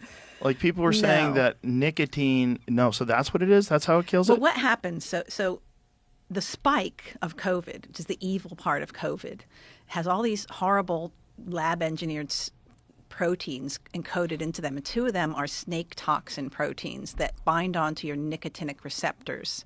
Okay, so if you can smoke nicotine or take nicotine gum, then you're going to block those receptors up so you can trade off some of the stuff that's from the spike. What about like nicotine pouches? Like Yeah, these kind like of that things? would probably, if you're having, long COVID or, any kind of post-COVID syndrome that's related to the nicotinic receptors, you only know by trying it. But listen, I always say start small. Don't go out and be a hero and, take a whole dose at once. Start with a quarter of whatever it says and wait and see what happens. Yeah. Because Or nicotine's a powerful drug. try a cigar. Pick up the cigar Yeah, habit. there you go. It's a wonderful habit. Yeah, that was an uncomfortable thing in the beginning of COVID. They were saying that for some reason smokers seem to be having a much easier go of it. Like, what? How do you have a respiratory disease where smokers are statistically speaking getting less COVID. Yeah, well, I mean, I've been around. I did a tour one time, and there were two heavy smokers on the bus with me, and they were the only two people that didn't come down with whatever flu with all the rest of us got. Not even that flu couldn't even live in their throats. It kind of makes sense if you think about it. Well, it changes the polarity of your mucous membranes, the charge of the cells on your mucous membranes, and that's probably part of why even the viruses can't adhere properly. We're not encouraging cigarette No, smoking. we're not at all. But we are saying it's But got if some you are, benefits. it should be non-cured, naturally cured. Oh, like American non-chemical. Spirits? Yes. Like those kind of deals? I get all my smoking friends to convert to that brand. Does that help? Totally. Oh, come on, Yeah. are you kidding me? You know how many horrible carcinogens there are. Do you know back I in the do. native days when they were smoking and people were smoking natural cigarettes, it was almost unheard of for them to develop lung cancer Right. with the natural tobacco. American Spirit cigarettes are No, not I'm sorry, healthier. they're absolutely wrong. It is. It's marketed as natural and additive free, which may lead people to believe that they are a safer option. However, there's no scientific evidence to support this claim. They may even have higher levels of nicotine than some other brands. But the nicotine is not the problem. So That's exactly right. Just by them saying that that leads me to think that this might be propaganda. Yeah. Because saying that nicotine is not the problem, that's Who is our or source? rather saying that they Oh, might this have is more AI nicotine. overview. Okay. Oh, I'm just. But- But I understand. But AI should understand that Ask Tony nicotine. Hinchcliffe. Oh, He smokes them. I know he does. I'm just saying AI doesn't make sense. What doesn't make sense is that it's saying they might have more nicotine, but that doesn't matter. They're not addressing I the was just actual using that question. to skip time to save time, so we don't have to go through. The Oh, no. order. I'm not saying to you. I'm just saying to them. Like No. what they're writing seems to kind of be silly. Marketing of American Spirits as natural can create a false sense of healthiness, which may make it more difficult for people to quit smoking. I think smoking companies wrote this. I think the other companies fed this information. Well, I don't you think love the like packages Marlboro that have the people people wrote that. spitting up blood on the packages and stuff? Do you see them, Oh, right? in England, you get those. No, they have it now. Oh, they have it in America Do here? they not have it? They See, used to I've- have it in America. I've In been living England, you overseas, go to so- England and they had photos of people with like That's rotten right. faces. That's where I first saw it. But it's moved to the rest of. I know it's hilarious. It's But- like, and they still buy them and smoke them. Well, the interesting thing is, and I'm glad you brought this up, is just cancer in general. Like, there's things that cause cancer that they're just everywhere. There's a lot of things in the environment can cause cancer, but sometimes things get into medications that can cause cancer. And what is SV40? I just wrote down SV40 while you were Okay. talking. And I'm just going to give you an example of what you're saying is correct. And the fact of the matter is that all cancers in humanity have gone up since the inception of vaccination. And my opinion, my educated opinion, is that our lifespan should be 120 years. And I think with the knowledge that we have and the wealth that we have on this planet, ingenuity we have on this planet, we should be able to be touching the 120-year mark more commonly than we do. So when vaccines started coming into humanity, we started introducing animal disease into humanity through the skin. And then we started doing intramuscular injections after the hypodermic needle was created. And then you started having deeper injections of animal disease and of chemicals and mercuries and things like that. So along comes polio research. And the polio vaccine, even to this day, is made on African green monkey kidney cells. Now, the African green monkey kidneys early on were basically taken out of their wild habitat in India, and millions of monkeys were brought to the USA for use. Unbeknownst to them, and discovered by a scientist named Dr. Bernice Eddy, is that there was a cancer-causing entity inside of the substrate that they were using to make the vaccine on the Petri dishes. And that entity was simian virus 40, SV40, and called SV40 because before there were 39 others discovered before it. Now we're up over 100. So that information was suppressed heavily. Bernice Eddy was offered a ticket to wherever she wanted to go and as much money as she wanted, and she said, no, I'm staying. Long story short is they just kept taking her away from her work and distracting her, and there was another doctor, J. Anthony Morris, as well. Anyway, so the SV40 was around, and then Maurice Hilleman validated it later and said it came from the African green monkey kidneys. Now, it's benign in the African green monkey, SV40. It is not benign in human beings. In human beings, it was called the perfect war machine by Dr. Michel Carbon Carboni, who was one of the primary researchers looking at the carcinogenic potential of simian virus 40. So simian virus 40 would have been in the live polio vaccines because there was nothing to kill it, but it was most likely also in the killed. And African green monkey cells are actually still a listed ingredient on vaccines, so you can go ahead and look that up. It's a fact. So how this affects me is that I'm a kidney specialist, and I looked at the curve of kidney cancers that have gone up since the inception of polio vaccines and SV40 introduction. So what this virus does is it enhances two cancer-promoting genes, and it inhibits two cancer suppressors. Okay, that's why it's called the perfect war machine. So that was in the vaccines that were injected. And so the bad news is that we don't need vaccines to give it to us anymore because we're going to give it to each other forever and it's never going anywhere. That was introduced to humanity like a lot of other diseases were through vaccination. We can give it to our kids. We can give it to each other. It comes out in the urine. And so it lives in the green monkey kidneys. It lives in our kidneys. As a kidney specialist, there are a lot of mysterious diseases. Lo and behold, there was some research into some of them, and the research was just put. This is the other thing. The research that's really important just gets killed. The funding gets killed. In terms of SV40 kidney cancers, there's no doubt that the rate of kidney cancers has gone up alongside with the infection rate of humanity for SV40, as well as diseases like glomerulonephritis, which they do find the pathogen genetic material inside. And even in the old days, they found it in the tumors, but not the surrounding areas. So that just tells you that it was a stimulant for the tumor cells to just start propagating. So that's just one of the things that's just one of many of the obvious ones. And even though it's been well defined in the medical literature, you will still see that they only admit that it causes mesotheliomas and one other thing, not that it causes all the other things that it does, that it's been shown to cause in the other medical literature that got its funding revoked. So SV40 is now contagious amongst people? Oh, absolutely, yeah. So, we probably both have it. Most of us Whoa. probably have had it one time or other, whether it's lying dormant in our kidneys. It depends on everything depends on your background immunity, which depends on what you're doing for fun and not fun, and how you're eating and how much you're sleeping, et cetera, how much sun you're getting. Sweating Yeah. gets rid of a lot of stuff. It's really good to sweat. It's just such a disturbing thought that this was introduced to people through vaccines and now is spreading. And what's the worst health impact that it could have if it spreads to you and not through a vaccine? If you didn't get it through this vaccine and you just get it from another person, it's the same thing. It's not going to make much difference in terms it'll gravitate to your kidneys. Obviously, it probably goes to lung as well. Brain tumors were a big problem with it back in the polio days. Dr.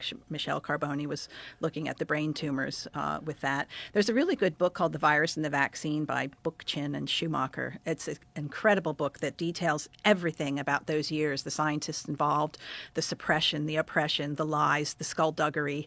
Then they would bring in the scientist who had no experience in actually detecting SV40, and lo and behold, he couldn't find it. And he was the one that got to make the ultimate statement on whether SV40 causes human disease or not. just how could they keep injecting that into people if they know this? Oh, and the stocks that contained SV40 were still basically being used by the vaccine manufacturers up into the 1990s and probably beyond, because there's two different kinds of SV40. You're making me remember a whole bunch of things that I thought I forgot.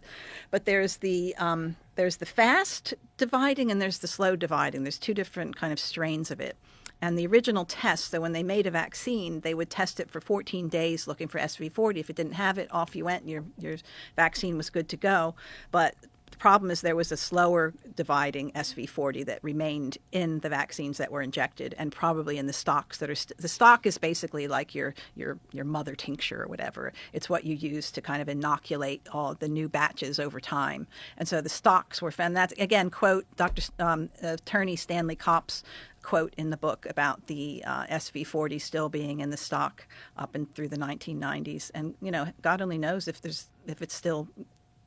still using those same stocks. I don't know, because I haven't gone into the more modern times of SV40. But yeah, we all have it, and there's no doubt in my mind that it's just like another one of the things that the parasites have finally pretty much put into us to set us back. Demons. It's like real world demons. It's so crazy that someone would know this and still have this as an ingredient in a vaccine. Well, they'll say that it was just an unfortunate set of events that happened because they took wild monkeys from India. See, I could work for them. That's their excuse, and they say we cleaned it up. We started our own monkey colonies, and we started breeding our own monkey colonies that were now found to be free of SV40. The only problem with that is that, as I said, they had already inoculated humanity, and it's with a virus that can be spread vertically and horizontally, as the scientists would describe, meaning we've all given it to each other. I think there are going to be very few people walking around today that haven't been introduced to it. Have there ever been a comparison of pre-cancer rates, pre-SV40 and post-SV40? Yeah, that's what I'm talking about. That's what I did is I in one of my videos, I did that and looked at the cancer rates since they were, so again, what they'll say is, well, we just didn't look at the rates beforehand, but the rates were quite low before. Like you can know what the nephrectomies were. So it's kind of an easy thing to look at because that's the treatment for kidney cancer. You take the kidney out because you got another kidney, and it's a slow growing tumor, even though it can metastasize. But anyway, I did look at, and the rate has skyrocketed for kidney cancers. Pretty much everybody knows somebody who had a kidney cancer. And that was not common. No.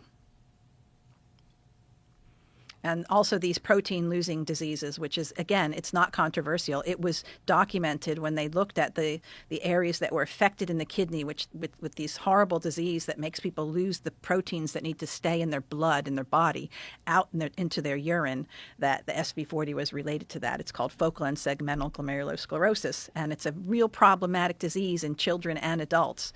Ultimately, you have to go on horrible chemotherapy drugs that ruin your immune system, and then transplantation if you can't stay on top of it.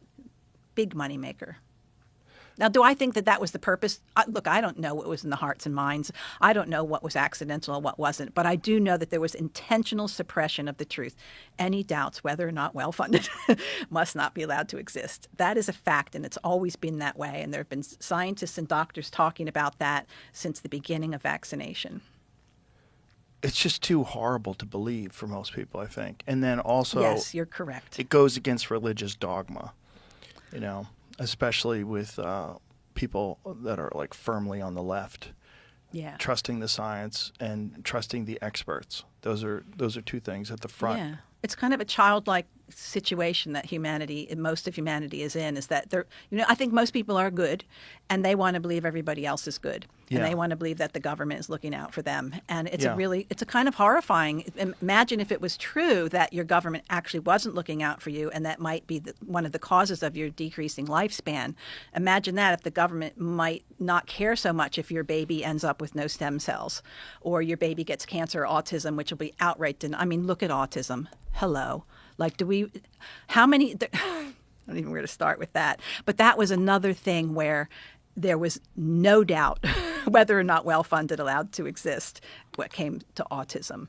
And every autistic parent of an autistic child will tell you this. Everyone that's tried to lobby and get to the truth with autism will tell you that the brick walls and the plexiglass and the lead walls that went down were intense and still are intense. And the lying studies that they use to uphold vaccines don't cause autism are so easy to dismantle. But Joe, the lie gets around the earth 3 times before the truth has a chance to get out of bed. And that's just pretty much what happens when the media is owned. And like you're like one of the cracks in the matrix here, quite frankly.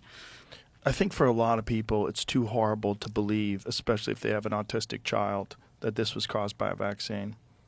I know a guy who told me that he believes the vaccine had an impact on his child having autism, and then later was shaming people for not taking the COVID vaccine. That's how strong the impulse is, and that's how good the propaganda was. And that's how cowardly a lot of people are when it comes to fighting against a narrative. They get very scared of being socially ostracized, and they can't speak their mind. They can't tell the truth, and they'll whisper it to maybe this one guy that they're friends with, like, hey, I don't want to take it, man, but I have to for work. Like, yeah, I don't trust them either. But shh, don't tell anybody I said that. You don't want anybody thinking you're on the bad side. And we all saw the propaganda on television. There's some amazing montages that people put together lately of people saying horrible things about the unvaccinated people, horrible things, saying that it may be ghoulish to laugh when unvaccinated people die, but it might be necessary. Like, what? Well, yeah, a few of us have to take one for the team. It was just the weirdest propaganda campaign, and people were doing the job of the man. It wasn't the man forcing the people to do this thing. It was people doing the job of the man and going after the people that hadn't stepped in line. And I think for a lot of people, it's like they felt terrible that they had to do it. But if they did it, now I'm righteous. Now I'm on the good side. Why don't you do it too, man? I fucking did it. You should do it too. You're fucking selfish. And you get a lot of that. You get a lot of people who they know they made a mistake and they want you to make that mistake too, Yeah, it would be good to know what really goes through their heads. I think COVID was, again, it was unique. But when you talk to parents who have autistic children, the vast majority of them not only know absolutely without a doubt that their child became autistic, usually within 24 to 48 hours after a certain vaccine, but that every doctor told them it wasn't the case. And then they go digging deep into the scientific literature and learn how to sometimes resuscitate that child's brain or detox them and then recover them. And then they're actually beaten up even worse for doing that because they're just neurodiverse. There's nothing wrong with your child. They're just quirky. No, your child banging its head against the wall, walking around with a baby bottle and a diaper at the age of 18, your big hairy son doing that is not neurodiverse quirkiness. That is a serious pathological disease that probably could have been dealt to at the time and should have been prevented, should have never happened. So most parents that have that situation are on fire. It's a minority that will say, have the situation that you have right now. Most of them, that's a wake-up call, which is why they get beat up and suppressed even worse than I do. But when it comes to COVID, there was the psychological campaign, I think, was very effective in that people that I would have never imagined took the jab, like friends of mine who I, in a million years, I would have bet my life that they would say no to it, ended up getting it, didn't want it, were really upset about it later, but nonetheless did it. Had they read your book? Yes. I see. I didn't lose any friends during COVID because I had already lost them back in like 2009. Like my family and friends were solid. My tribe is here, but but I still love this person, and she's like really upset about it. But it's like it just shows you that the psychological campaign, like to get into that person's brain was really like. But I don't know about you, but I never had a doubt. I was like, well, you're going to shut me down. You're going to stop me from traveling. Go ahead, stop me from traveling. I hadn't read your book yet. And I was all gung-ho to get the vaccine. And the UFC had allocated 150-something vaccines for all their employees who were doing shows during the pandemic. So I showed up in Vegas, asked for the shot. They said I couldn't do it. I had to do it on Monday at the clinic. I couldn't do it at the UFC. I was like, okay. Fine. And they said, can you come back in 2 weeks and do it during the next UFC fight? I said, fine, I'll do it then. During that time, it got pulled from the market for blood clots. Which one? Which jab was Johnson it? & Johnson. Okay. And then 2 people I knew who got it had strokes. Okay. In that 2 weeks? Yes. Well, you've got a few angels, don't you? Yeah, and I was like, hold on. And then my whole family got it. There was like a bunch of things that happened. My whole family got it, and everybody was fine. And I didn't get it. And I was trying to get it. Like I had sex with my wife. I hugged my kids. You mean you didn't get COVID? No, I didn't get it. But you didn't get the jab either? No. Yeah. No, I didn't. But I didn't get it first time around. I was like, this is crazy. There was 2 days when I went to the gym because I was trying to get it, which sounds horrible, but You're I was not allowed like, to not get it, Joe. I just wanted to get over it. Like my kids got over it so fast. Like my one daughter was one day, she had kind of a headache and she tested for COVID and she thought it was hilarious. She started laughing.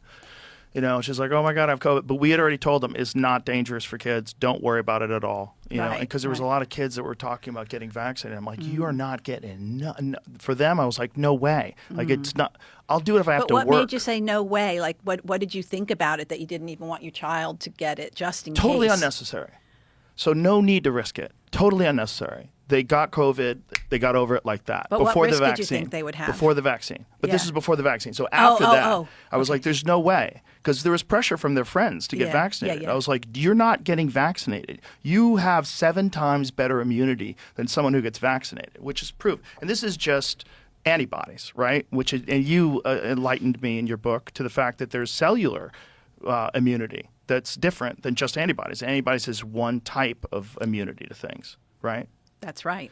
So It's I that was, Th2 slant that we were talking for about. me, with my kids, it's like they're vaccinated, but we did it on a delayed schedule because that's what my doctor recommended, and we had a really good pediatrician, and it worked out great. They're fine, but I was a little worried. I thought it was quack-like to be worried, like this is science, like back Worried then. about what? About what vaccines could do to the The kids. regular ones. Absolutely, and the schedule, the way they wanted to just bang them up like real quick, and with weird ones like the hepatitis B one. That one was like, when I hear that, I'm like, what are you talking about? You're going to give a kid for a sexually transmitted disease a vaccine when they're a baby? A 1-day-old baby. That's crazy. And also, is their immune system even working right? I mean, will it even accept this and turn it into an antibody? Like, have you proved that?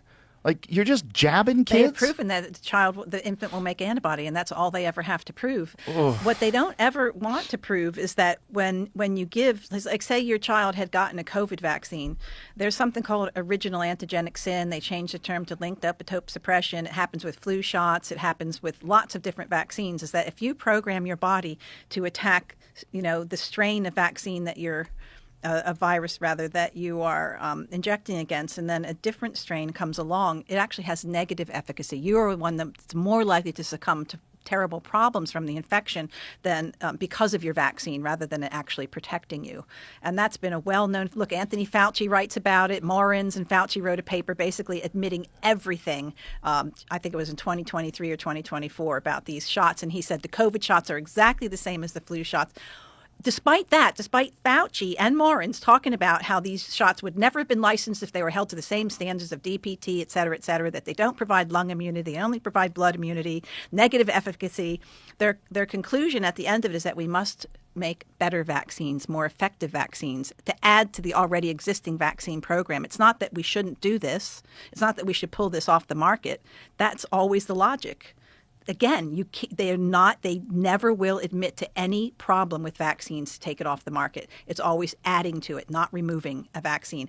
Okay, you think it was bad? Let's start 6 months now. 6-month-old babies with parents that are just like you back in the day going, okay, if you really think it's necessary because, Granny doesn't want to catch COVID, we're going to do it. Yeah, that was the logic. Worry about Granny. But, this is the Great Barrington Declaration, right? Where those guys were like, why don't we take the people that are vulnerable and isolate them and treat them and care for them and not worry so much about everybody else and not shut society down because it's going to have profound impacts. And they were called kooks. And that's what's crazy. It's like during the censorship was so rampant that prominent scientists and physicians were removed from the social conversation because they disagreed. That's People always who been are the case, though. That's always been. It's just, but what is happening on social media, and it's so transparent. These people getting removed from Twitter. You're like, this is wild. This is so crazy. Then you find out that the government's involved, and the government contacted them and asked them to take things down. You're like, what are you saying?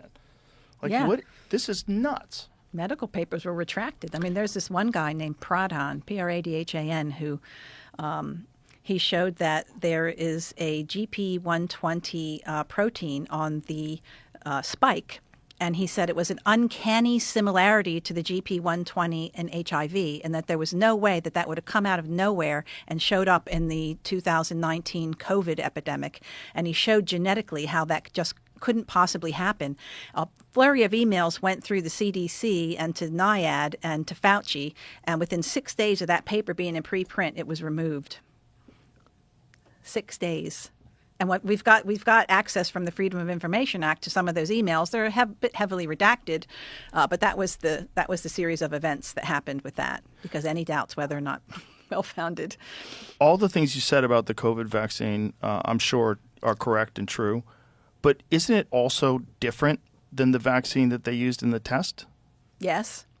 The vaccine that was produced for the general public, I believe, at least when it comes to Pfizer, they used magnetic beads for purification, which was totally different to what they did for the one they gave to us. And they produced it using, I can't remember exactly how they produced it, but they didn't use plasmids, and they didn't use, all the different components that were given to us. I have a slide on that somewhere that I could show you about. There were two aspects of the test vaccine that were very different it was both the production, how they produced it, and how they, quote, purified it. And what's the significance of the differences? Like, did they do it to save well, there money? was they just didn't have the plasmid. They wouldn't have had the lipopolysaccharide with the DNA from the from the E. coli that was in there that they told would never get past our deltoid muscle and would be disintegrated. Well, lipopolysaccharide actually is a transit protein that can bring everything right through your cells our cells are made of, it's like a lipid on the outside. So that was the whole purpose, was to shuttle this into your cells. Not only that, but the vaccine produced the plasmid part of the vaccine that's injected into you, the messenger RNA, has a substitution for something called uridine. They call it pseudouridine. And pseudouridine was put in there because they didn't want the immune system to destroy the vaccine too quickly. They wanted it to really be able to take hold of your body so you could have a strong response. Well, that's one of the reasons why vaccinated people had such, horrible time with actual coronavirus when it did come. And one of the reasons why you didn't, even maybe you were exposed and you don't, I don't know if you've had an antibody level tested. But again, that's another long history thing, is people who don't get sick while everyone else have been accused of witchcraft and sorcerers in the past, and sometimes hunted down and killed. You know, in the times of smallpox, the groups of people that were into cleanliness, and that was a real problem for them. I did do nasal swabs to see if I had any antibodies. I did do that, and I didn't.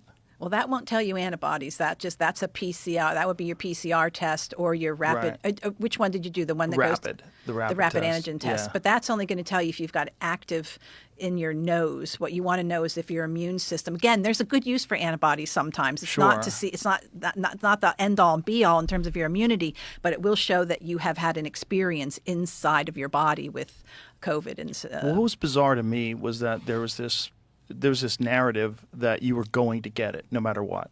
And that's this why will stop it from you getting it. Yeah. Well, this is before the vaccine was even around.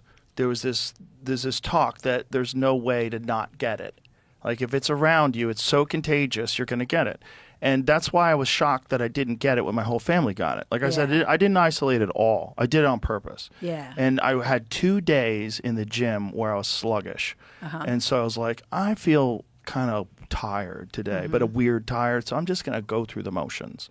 I just really light workout, and the next day I felt the same thing, another light workout, let's just take it easy, no need to push it, just got to break a little sweat, never stressed myself. And then the next day I felt great. I felt 100%. Like, I started working out, I was like, oh, I feel good, and then I was fine. And it's like, okay, I guess I didn't get it. And then everyone in my family recovered. And then I went from there to a couple months later, I was doing this gig in Florida. And I was up with my friend John Showman, who's he makes pool cues. Shout out to John, good friend of mine. And we were playing pool till 5 o'clock in the morning. And I had 5 margaritas, and we were having a good old time and laughing a lot. And then that night I was like, oh, I don't feel so good. But it was alcohol and no sleep and playing pool and and big shows and giant arenas and flying on jets and being tired all the time. That's what it was. And then I got sick. But even then, it was like a couple days. How was that? How close was that to the time you just said you felt a little tired in the gym that day? A few months. Okay, a few months difference. Yeah, it was a few months. Because by that time, the vaccine had been out. And this was, I guess, the Delta, which was, everybody was like, this is the bad one. The Delta's the bad one. You're supposed to be fearful, Yeah. It was a shocking time for me, because before that, I never would have guessed in a million years that I would be even questioning other vaccines. I would have never guessed that. I would have told you that vaccines are one of the most important inventions in human history, and it saved us from polio. It saved us from smallpox. I would have been that guy ranting off all those statistics. I would have told you that.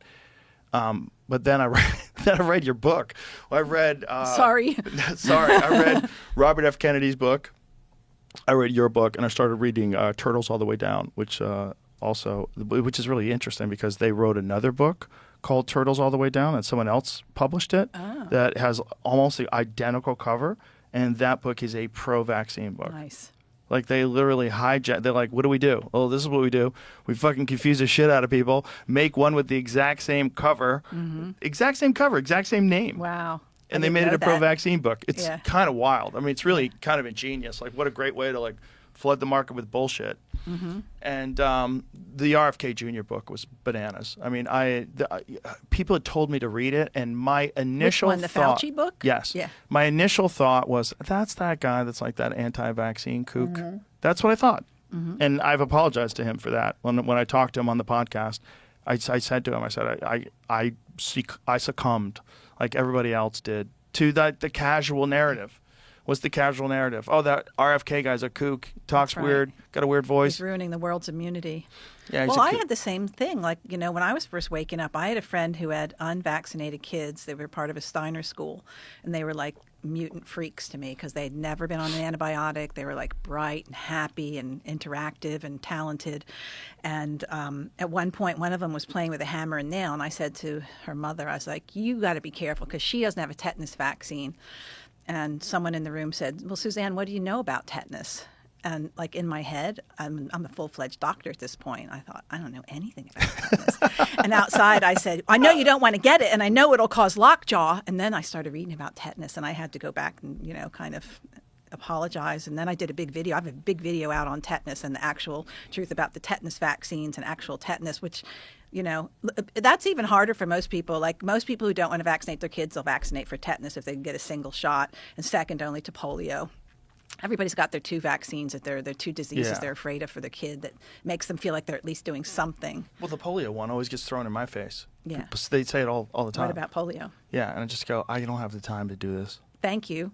Read the book. Read the book. To explain to someone the whole DDT connection and the fact that livestock was getting polio. Like, this is the thing. Like, polio, dogs don't get polio. They don't get human-derived polio. It doesn't cross species. But they were getting paralytic polio symptoms because they were getting poisoned by DDT. Right? That was a big part of the whole thing that was very confusing. Well, they started killing dogs. In New York, in that incident I told you about where the vaccine, the gain-of-function strain escaped, people were throwing their cats out the window. Some 20,000 cats in New York City were killed during that time. God. Because there was a belief that cats spread the disease. Oh, my God. Jesus Christ. That's so crazy. And it was all a mutant man-made virus. The man-made virus thing It is... was a wound-up virus. Wound up. It was basically a natural virus that got kind of wound up by So humans. man-made to the final form. Yeah. That's just crazy that's a thing that we do. Because if this gain-of-function research was so important, wouldn't you have a cure, like, ready? Like, if you've been studying this for so long, but didn't they? But it didn't really cure it, right? Oh, You know? I mean, wouldn't you have something that, like, stops it dead in its tracks? You're not allowed to cure it. Look, I was living in a country where the government said there's no cure for COVID, there's no treatment for it, and there is no prevention for it except a vaccine. And lo and behold, we found out that there was a contract between the government and the pharmaceutical industry to have the emergency use of the vaccine trial on the population. Only under the condition that there's no other treatment available. And that's why the treatments were shut down. Right. Yeah. Because emergency use, there has to be no other treatment available. If you have ivermectin or if you have zinc and all the other things that we use with success, there were so many people that I treated that should have been dead. I gave COVID to a 95-year-old woman who had chronic lung disease called bronchiectasis. She should have been the low-hanging fruit. I was starting to feel a little bit unhappy one day, really just sluggish like you mentioned. And when I was done seeing her, she goes, I just want to give you a hug. And she came over and I was going, oh, no. And after about 3 days, I was like, I've definitely got it. I tested and I rang her daughter. And I said, I've got to tell you, I was exposed. Margie was exposed to blah, blah, blah. And she's like, yeah, Mom's not feeling so good right now. And then 2 weeks later, I thought, I've got to call back again. I've got to make sure this lady's okay. She said, oh, no, Mom's out at the hairdresser getting her hair done. 2 weeks later, I still wasn't recovered 2 weeks later. She was out getting her hair done. Was she a smoker? She probably used to. I don't know if I can't remember that detail. But there was my senior partner had leukemia. He should have been absolutely dead. Well, not on my watch. He wasn't going to be dead. So he survived the entire thing and died like 2 years later of something else.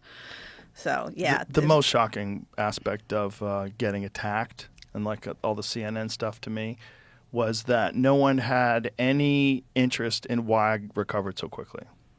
Because if this is supposed to be this death sentence and there's no treatment, and then I'm a guy in my 50s and I got over it quick, and then no one cared at all about that. All they wanted to do was mock this idea that I was taking veterinary medicine. Right. Which I wasn't. But it was just the fact that they used that term, horse dewormer, on every TV show.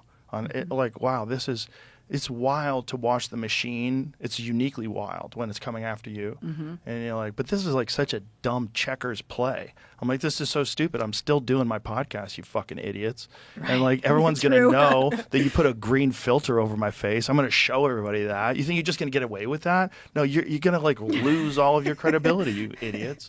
It was just so fascinating to watch like this distorted understanding of like what America is willing to believe, or the world is willing to believe. Like, you're only preaching to the converted, the super hardcore, closed-minded, converted people. Everyone else knows you guys are a joke now. And that's the good part of getting through COVID. The good part of this enormous gaslighting experience that we all just went through, where people are finally, after 4 years, apologizing to friends, you know, for calling them a plague rat. You know, like literally they got down to that, where friends couldn't be friends with people anymore because they weren't vaccinated. And people are kind of like realizing, like, oh my God, not only did I get COVID more than anybody else, because I got 3 shots. Like, I've had a friend tell me this. He goes, I got COVID more than everyone I know, and I had all 3 shots. He's like, I got COVID 8 fucking times. And we were like, how many times did you get it? And everybody that got it naturally was like, I got it once. Maybe I got it twice. But the second time I got it was literally a sniffy nose. Just literally a sniff. And I was joking because we used to test everyone, including the guests. Everyone that came here, we tested for COVID. And I was joking. I'm like, maybe this is it. Maybe I got it again. And she's like, you actually got it. I was like, no way. This is COVID? And it never got worse. It stopped right there. It was that was it. One day of a sniffly nose. And then a couple days later, I said, all right, let's try and get tested again, see if we can still do another podcast. And that was good. But I had to cancel a podcast. You're not allowed to have a healthy immune system. You're not allowed. But the fact that's the thing. It's like, there's real science behind all the things you talk about in your book in terms of like the nutritional aspects of healthy foods being an important factor in your immune system. We were talking about juices and vegetable juices and all the different times that it's helped people overcome certain diseases, and vitamin A and cod liver oil, which also has vitamin A, which was always prescribed to people that were sick. Like, all these things this is real science. Like, there's real science in nutritional supplementation and the effects that it has on the immune system. And there's real science in nutritional deficiencies and what a negative impact it has. This is all real. And if they truly cared about you, they would be telling you about that as a primary way of defending your body against disease and against all sorts of things that could go wrong. All sorts of things. Like, get fit, eat healthy, and you're above everything. Take supplements, you're above everything. Like, you're in the top 1% of people that are going to do great in life when it comes to getting sick. Just that. And because most people don't do that. So you have, like, what percentage of people, like, really eat healthy and really try to exercise on a regular basis? Is it even 10? Is it even 10% of us? It depends. I get maybe what state you live in. Let's just have a guess nationwide and see if there's a chart, see if there's a statistic. Let's guess what percentage of people eat healthy, take vitamins, and exercise regularly. I say 10%. What do you think? Yeah, it could be because you still got your teenagers and your young college students that are in sports and things like that. A lot of older You'd people hope are they would more, qualify. yeah, but a lot of people, like, even though they have a hard job, they still realize, like, I got to go to the gym before work and just get it in, because if I don't, I won't have any energy. I'm better off this way. I know it sucks, but just do it. There's like people in it that have enough discipline to do that. So I would give it, I think it's 1 out of 10. That's what I think. What do we got, Jamie? I mean, this is impossible. Yeah, it's a little bit impossible. What about AI? Run that shit through ChatGPT. Well, I'm just. How are you going to get the answer? Is my point. Not like. Well, let's see what What chat- percent Someone's of gotta- Americans People have to work honestly out? answer the question in a poll that they're. Well, let's ask ChatGPT just for a goof. My point. That ChatGPT has to find the answer somewhere. Right. But The let's see answer what doesn't she ex- says. Well, okay. Well, hold on. Let's just for funsies. Let's just say. I know right out of the gate, the answer is that 86% people take vitamins and supplements, which is 4 in 5 American adults. Is that real? That's good. If that's true, that's really good. I wouldn't think that's true though. I don't buy that. That's what I'm trying to say. Yeah, I don't buy that. That's written by a supplement company. Yeah, and what supplements and how, sometimes you can overdo. You do a hair mineral analysis on people, and sometimes you find things that are, pretty shocking in terms of that came from supplements. You can overdo it with even selenium. Sure. You can end up with big problems. So There's also a problem with cross-contamination. One of the things that we found out when we were selling Alpha Brain is that in the beginning, when we would hire a lab to make the formula for us, like, so you have like a list of ingredients, and then they put together this thing, which is a nootropic. We'd find stuff in there that we didn't have in there. There you go. And it was from their bins. So they didn't clean their bins. So it's like, why is vitamin B12 in this? Like, why is this in that? Why is that? And it's just because that's the same manufacturing place where they Interesting. make all kinds of stuff, creatine and It all doesn't kinds say of how I got supplements. the answer, but it says less than 10%. Okay, likely less than 10%. Okay, if you're talking Doing all about people who consistently do all three, it drops significantly. Less than 10%, maybe even closer to 3 to 5%, depending on how strict your definition of healthy is. Yeah. Doesn't That's say so. what But, we're That's what talking- I was. That was a good guess. We're talking about adults here, presumably, but one of the facts is that the foundation that your immune system is created and developed in is probably, if not as more important than that, and that is being born the vaginal birth versus a C-section. Not putting down people who've had C-section. I'm just saying the science shows that there is a distinct difference in C-section babies' immune systems versus non-C-section. There's a distinct difference in breastfed babies versus non-breastfed. And there's a distinct difference in babies whose mothers have a healthy diet and breastfeed versus mothers who don't have a healthy diet and breastfeed. So that foundation actually makes your gut grow normally, which is a large part of your immune system. It colonizes your gut because the bacteria from your mother's gut goes into your gut, goes in from her gut through her lymph system into her breast and then into your gut. And so all that foundational stuff is something not to be ignored because it's going to make you deal with diseases better. And if you have to get vaccinated, it's going to make you deal with vaccines better, even as a child. Not that I'm in favor of that, but I'm just saying if you want to set things up as solidly as possible to be able to take that insult. The problem is we don't know 20, 30, 40 years later what the associations are between bone diseases, skin diseases, cancers, autoimmune diseases. We have some clues. I have some clues that nobody wants to look at. But we've got this long-term problem that nobody looks at. Long-term effects of lifestyle, of vaccination, of even SV40. There was one study that started tracking 1,000 SV40 people that they knew were infected with SV40 looking for diseases later in life, and they stopped it after 19 years. Again, axed. When they still had over 700 people left in the study because they said too much time had gone by. Well, the fact of the matter is that's when the study should have started. 17 to 20 years later is when they started looking at that point, not 1 year, 2 years.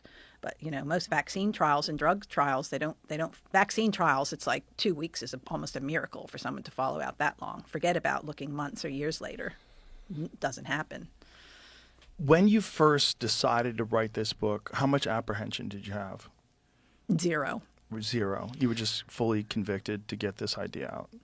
Well, it was a bit of a process if you want to know it. Yeah, sure. Yeah.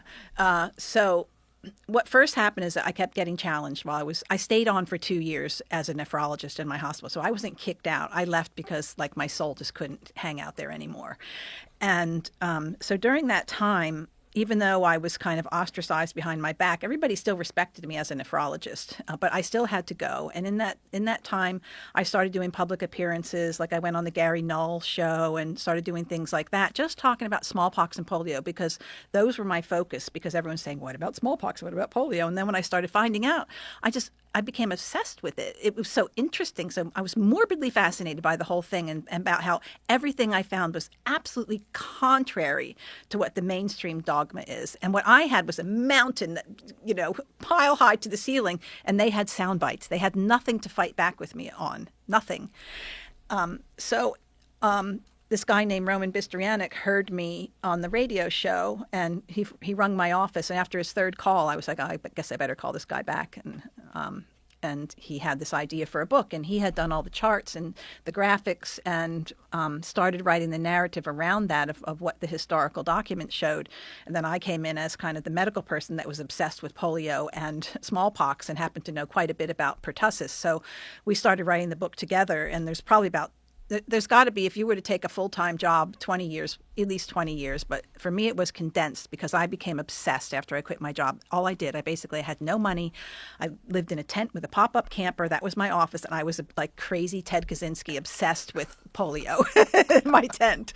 And Wow. So no, I didn't have apprehension. I was like, this information, it's been the U.S. polio surveillance unit charts were supposed to be available in libraries.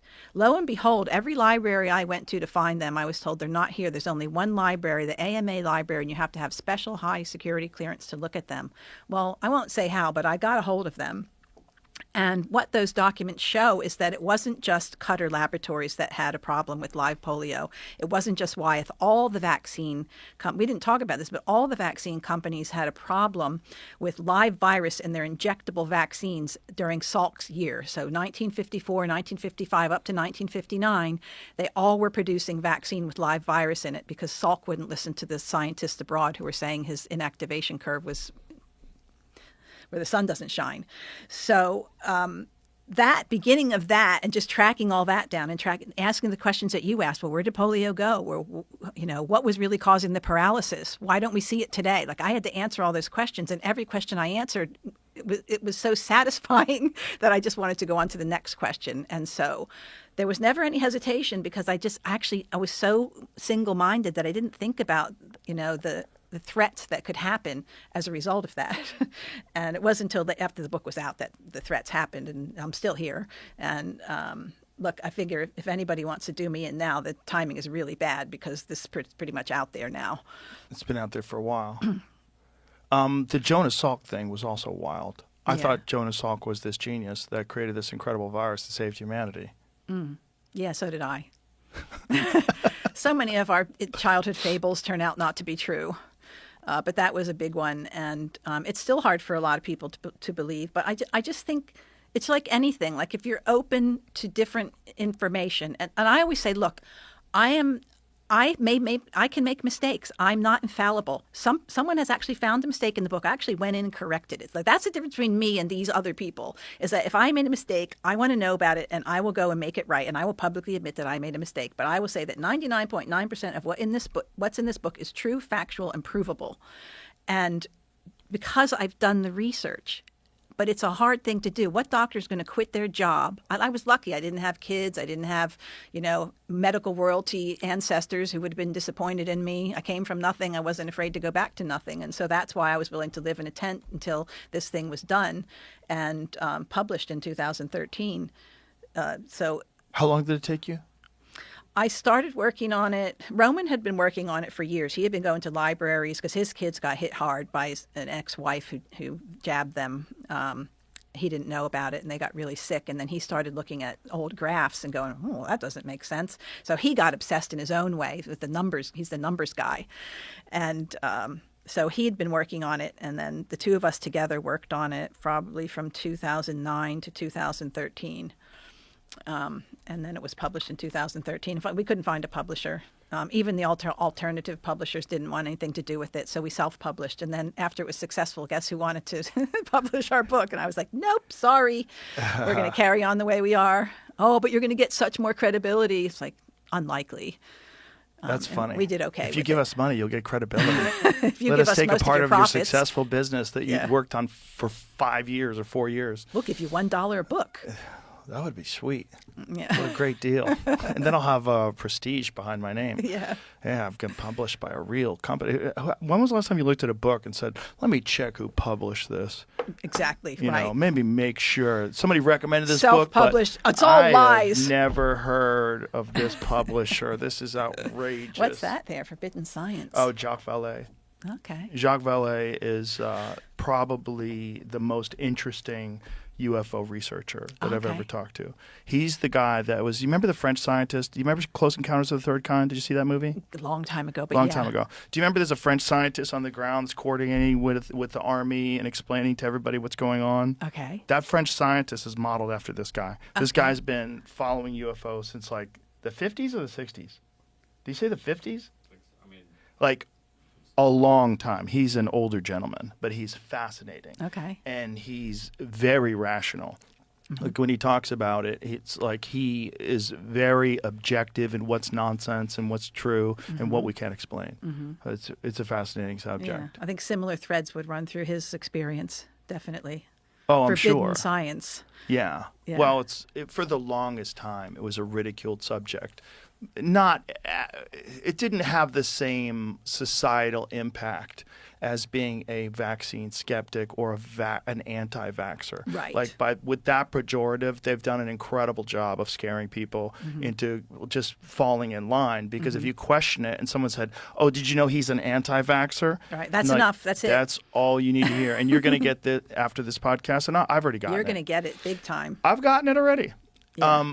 You They'll know, start picking apart my facts and they'll want to come on and dismantle. This is what always happens. I come in first, I tell my story, and then they bring in the experts who are able to take, without me being in the room, of course, because I can't be able to defend myself, and then let the public believe that everything I said was just one big sack of lies. well, there'll definitely be the usual suspects that'll be doing that.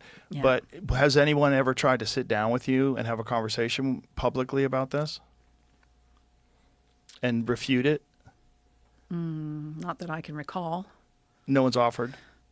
Yeah, I have to say I'm not that interested in doing that because I just feel like, debate it's an actual skill to be a debater. People study debate and people Right. get really good at it. And I'm not a debater. Like if somebody wanted to debate me in writing, I would be happy to do that because then I could sit there and take my time, go through the references that I needed rather than having to, Right. That makes sense. Like a have the artillery Substack.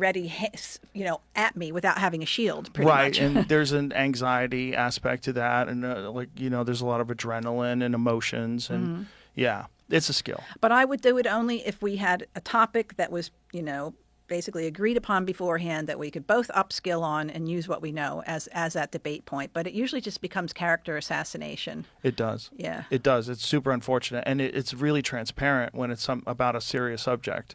Like, why do you have to attack someone's who they are, make it ridicule them, instead of just refuting the facts or laying out your case?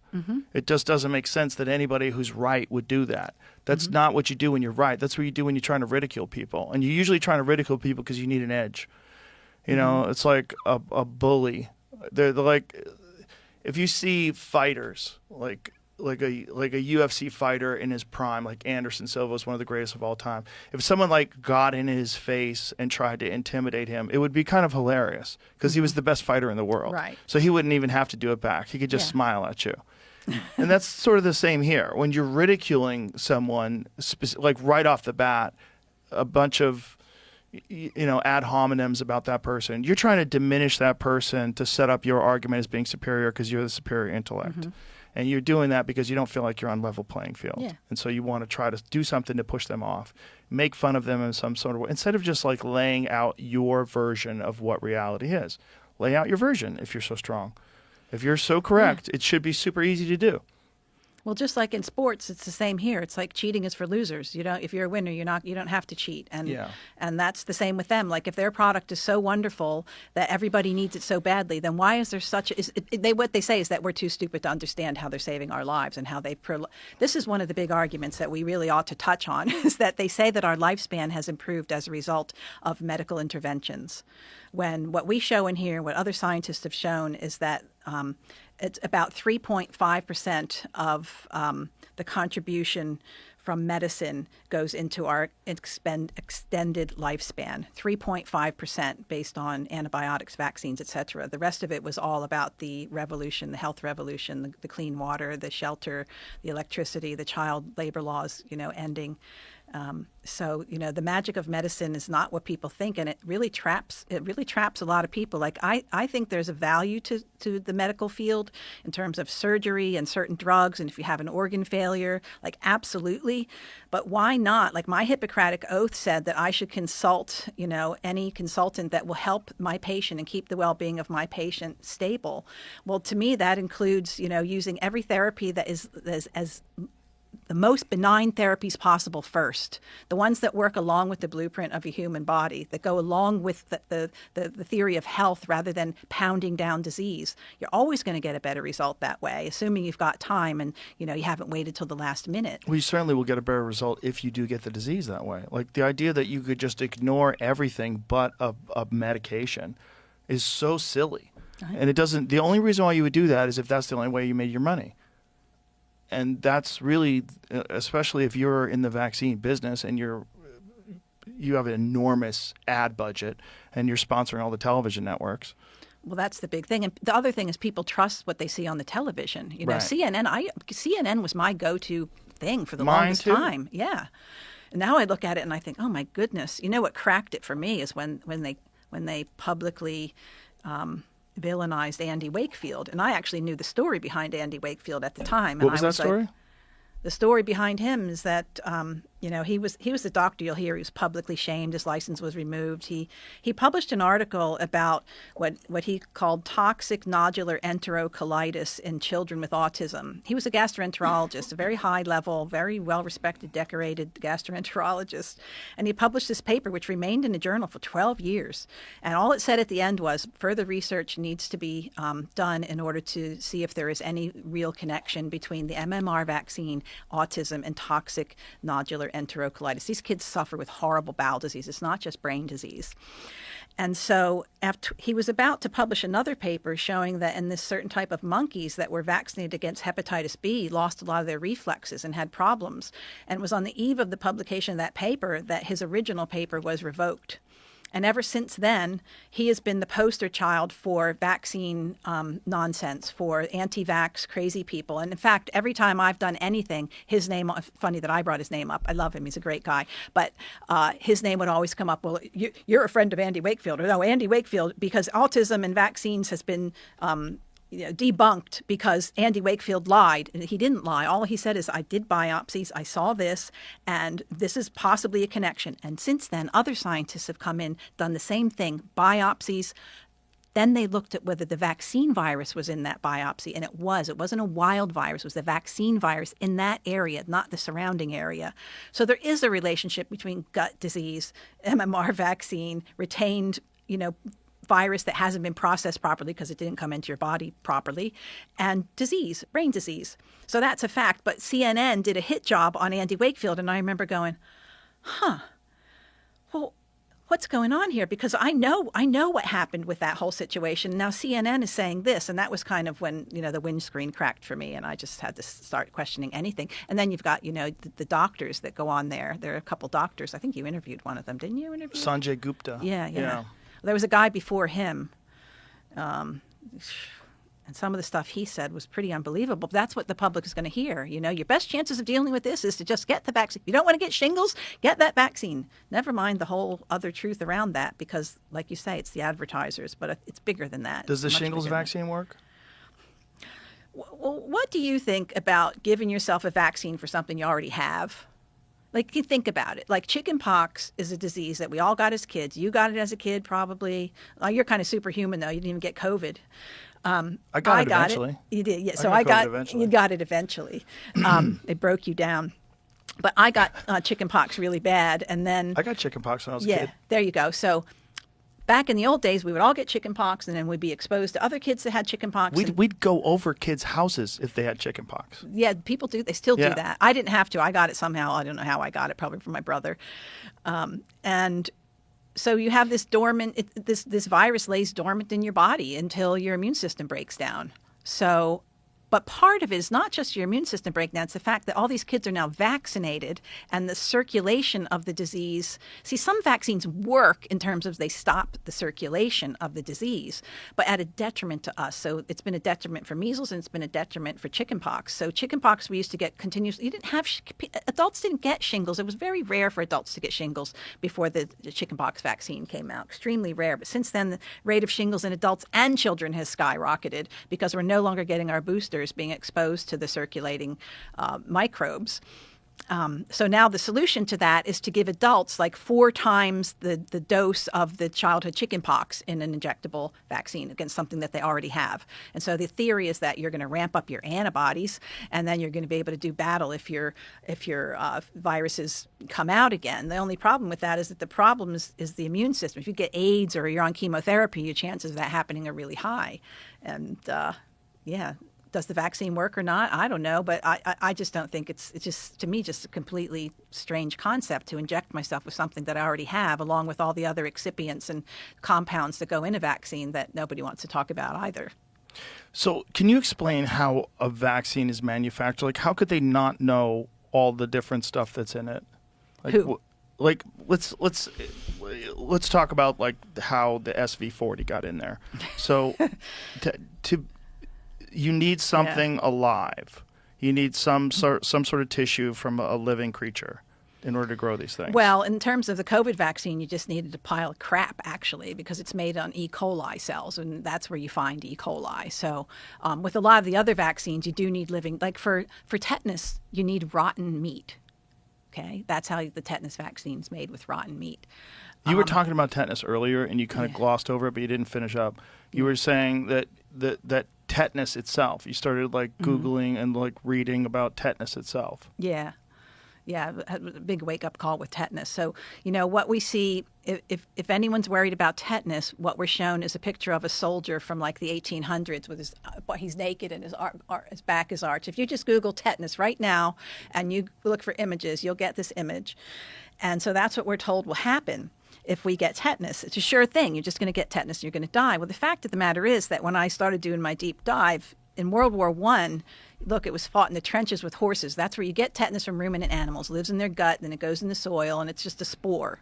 Doesn't do anything until it gets into an area that doesn't have oxygen. So you get a cut, you get a surgeon to close you up real nice without cleaning it out properly, and you're set up for tetanus, which will transform from a spore to a different kind of a microbe and start releasing a toxin that it first starts as numbness, usually in that limb. It's the extreme case is in that soldier who would have been malnourished, stressed out, probably vaccinated for smallpox before he hit the fields, and exposed to enormous amounts of tetanus, possibly gunshot wound or a slice somewhere, and then sewn up. So yeah, his nervous system could have had a real big dose of toxin, and nobody did anything about it.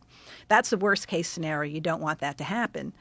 But in today, I've treated tetanus. Let's just put it that way. I've treated several cases of tetanus. One of the cases was a neurologically diagnosed tetanus. So tetanus is treatable. You can get on it early.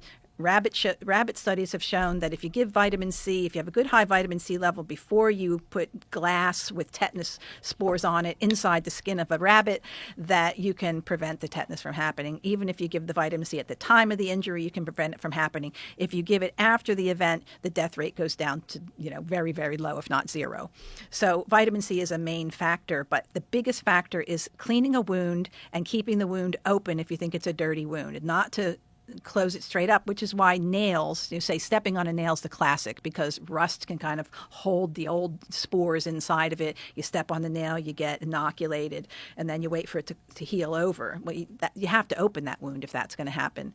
But tetanus has been there's a whole series of reports on instances where the cotton that was made for menstrual pads for women postpartum was impregnated with tetanus, and they got horrible cases of tetanus just from using those menstrual pads. So the hospital systems have also been, responsible. The biggest thing is that being vaccinated for tetanus is not necessarily security against not getting tetanus. Now, am I telling people not to go get vaccinated or not? No, I'm not. I'm just saying there's so much, like every vaccine, there's so much more to the story that should be considered. You can have different strains of tetanus. And if you're living on a field that has ruminant animals, you will be, whether you like it or not, you're going to be eating whatever's down in that field, and you're going to be inoculated and have antibody and probably cell-mediated immunity against it. So you'll already have some immunity to that. So worst case scenarios, you have no immunity, you go get a dirty wound, and you don't get any real competent medical care for it. Yeah, you can end up having a problem with tetanus, whether you're not going to have lockjaw and an arched back and die. Unlikely today for that to happen. But most tetanus that happens is delayed onset. So the earlier your symptoms come on, the worse the tetanus is going to be. If it comes on later, generally, the better you're going to do. Treated with high doses of magnesium, high doses of vitamin C, local wound care. That's the best thing that you can do. Up to you if you want to go get jabbed for tetanus after you learn everything about it. Everything's on my Odyssey channel, by the way. That's where because I got canceled out of YouTube for talking about vitamin C, of all things. So everything's now on Odyssey. All my videos are on Odyssey, and I do one that's just on tetanus. And again, medical reference after medical reference. I don't make this stuff up. I just report what I read. Yeah. It's crazy that they just kick you off YouTube for reporting studies. Yep. Yet you can have like pornography and murder and all kinds of other stuff on there. It's pretty horrifying, some of the things that flash across. Like, I can't unsee that now. Have you ever posted your stuff on X? Yes, lots of stuff on X. Yeah. So most of this stuff is available there. Well, I got canceled out of Twitter when it was Twitter, and I could not make another account. It's like they knew where I was. They were able, even when I was using different phone numbers and different emails, I could not restore an account. They got your IP. Yeah. Maybe that's what I used. I used VPN as well. Couldn't do it. Really? Then I would get an account set up, and then they would say you went against standards and cancel it. So anyway, they must have put a cookie on your phone or something. Maybe. Did you try a new phone? I tried a computer too. Wow. But I did finally get an account. I was able to open an account and get a blue check mark. But I've only got, don't have that many followers. I mean, I went from having over 95,000 to having nothing, and now rebuild. And they love that. They love to let us build ourselves up and chop us down and make us rebuild and What scatter. is your account? We'll help you out. It's Dr. Suzanne H7. DrSuzanne H7. Yeah. And I don't post my opinions about different things in the world or dog and cat pictures. Like, I post stuff about vaccines. I stay in lane as best as I can. So for you, was the COVID pandemic, was that like a big wake up call for people to start reading your book? We've had pretty good sales. Like Roman keeps, because he does all the accounting, and he says we just have a good amount of steady sales, and once in a while we'll see it. Like every time you mentioned the book, we had a little blip on it. During COVID, every time Bill Gates comes out and says something stupid, we have a big surge in our sales. So they actually help us when they say with their, we're going to, if we vaccinate enough people, we can help depopulate. It's like, okay, and for whatever reason, our book sales go up.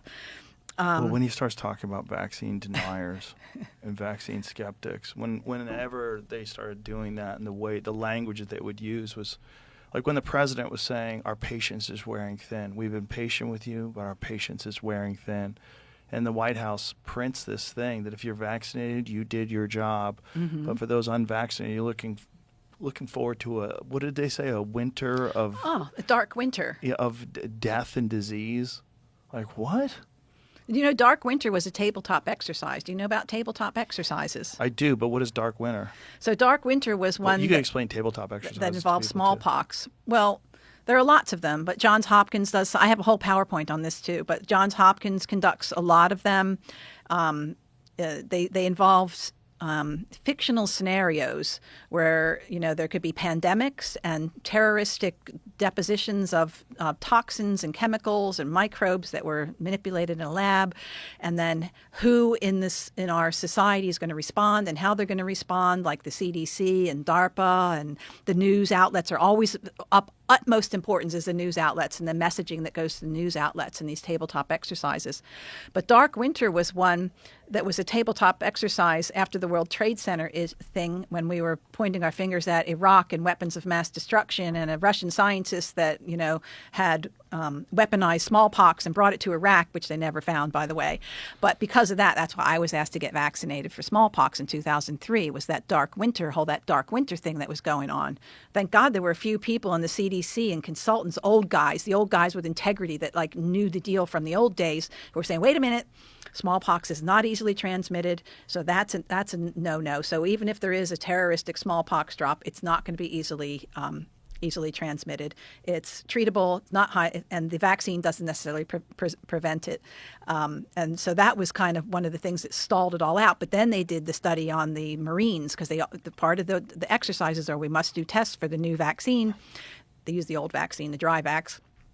And there were lots of problems with those military people. And then I was asked to sign a 63-page informed consent, basically saying that I understood all the problems that could happen to me, that I didn't have little kids in my life, that I wasn't going to be able to spread it. I would isolate after I got the vaccine. So they were ultra careful about this one, because they knew they were dealing with something that could get a very bad reputation.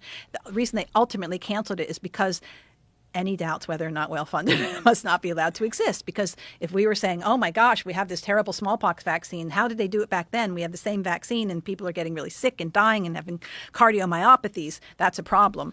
And so that's why the truth gets locked down over COVID. We know, look, you've seen the athletes dropping dead. You know about the cardiomyopathies and the pulmonary emboli and all that kind of thing. Nobody's talking about the stem cells that the newborn babies are born without. Nobody's talking about the fact that there are now death doulas to deliver dead babies. Like, that wasn't even a thing before. But I've got a friend that's a midwife who tells me that they are now creating a new field, which are midwives that only deliver dead babies. They do nothing else. They didn't need that before. COVID was an absolute nightmare in terms of obstetrics, gynecology, labor and delivery. A lot of midwives that got done and because they didn't get vaccinated, they don't even want to go back now that they can go back, because they don't want to have their good reputations of 100% of, normal births being dealing with what's being dealt with today in terms of the birth problems that are happening because of the actual vaccine itself. If it causes problems and blood clots in our circulation, what do you think it's going to do to a placenta that is pretty much all blood vessel? That's all it is. It's like a big blood vessel sandwich is what it is. And there was no studies that showed that it was safe to give to pregnant women, but yet they were saying that. Well, every influenza vaccine package insert says it's never been tested for carcinogenicity or mutagenicity in pregnant women, yet it's recommended every year for every pregnant woman, and every time they get pregnant or not, it's recommended. Same with the pertussis vaccine, give it to pregnant women. Never mind that it changes the immune reactivity of the infant. Nobody talks about these things. This is what I say when, It's like the truth is so much more complicated than the soundbite lie. The soundbite lie is what gets around the world 3 times. The science is settled. Science is settled. There's no debate needed, because the likes of me are so crazy and, whacked out, and, I'm trying to destroy the good order of the general public. Things Blood is like on that. your hands. Blood, that's a good one. I always love that one. Yeah, it's a fun one. I like that one. Yeah. Yeah. Yeah, see if you can pull up Rational Wiki and Humphries. You'll enjoy this. I want to see the image of the guy with tetanus. Did you find that? There's a lot of them. Can I just see one? I want to see what it looks like when you're locked up. It's an old painting. Well, the one I saw was like AI one. So can I ask you, when you've treated people that have tetanus and didn't have the tetanus shot, or did they get tetanus and they had the tetanus shot? Well, the one that had the worst tetanus had lockjaw and had the tetanus shot. Put in painting. Whoa. Put in artwork or painting. Look at that dead guy. But go up to that dead guy. Yeah, right there. That's not real? I mean, it looks real. It looks fake as shit. Does it? It does. Not to me, bro. It could be. But look he's clearly been in the hospital for a really long time. He probably got hospital-acquired tetanus. A bunch of kids. I don't want to put this on the screen. I'm just... Okay, Right. No, this but was that an artwork. image right there, what makes you think that that's fake? The very blurry. Yeah, that is weird. That part there looks it definitely. It does look fake. Tattoos, I guess. Oh yeah, it's probably a bunch of Nazi tattoos. But if you put in painting soldier tetanus, then it will come up. Is that it right There it there? is, first one right there.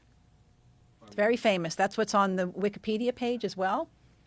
So this is So if you don't want that to happen, If Joe. you do get tetanus and there is no antibiotics, This and is surely what will happen to you. now today, how would you treat someone who got tetanus?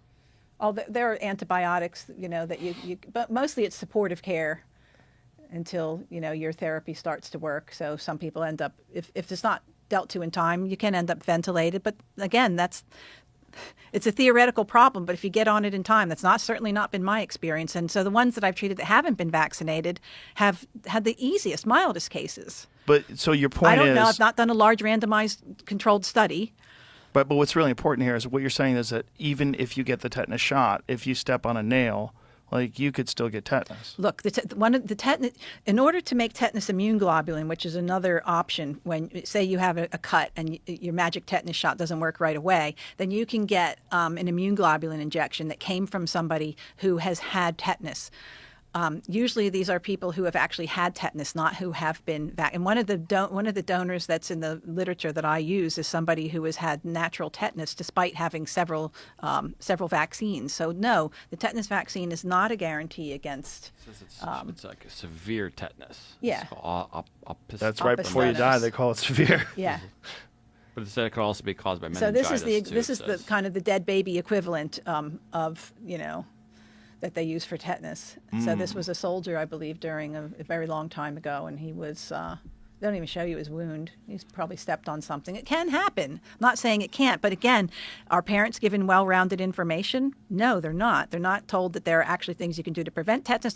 So shouldn't they at least be told how to clean out a wound? Right. And not to let anybody sew it up. And secondary healing is a thing. Like some people get open heart surgery, and because they get infections, I've seen this happen. They just leave everything open and let it fill in on its own. You end up with a big scar, but they're still alive because the infection was able to heal from the inside out, or rather the wound was able to heal from the inside out. What you don't want to happen is a wound to heal from the outside, because then you're locking in dead tissue, which is a perfect setup. Tetanus loves dead tissue, which is why they use dead, rotten meat to grow the vaccine.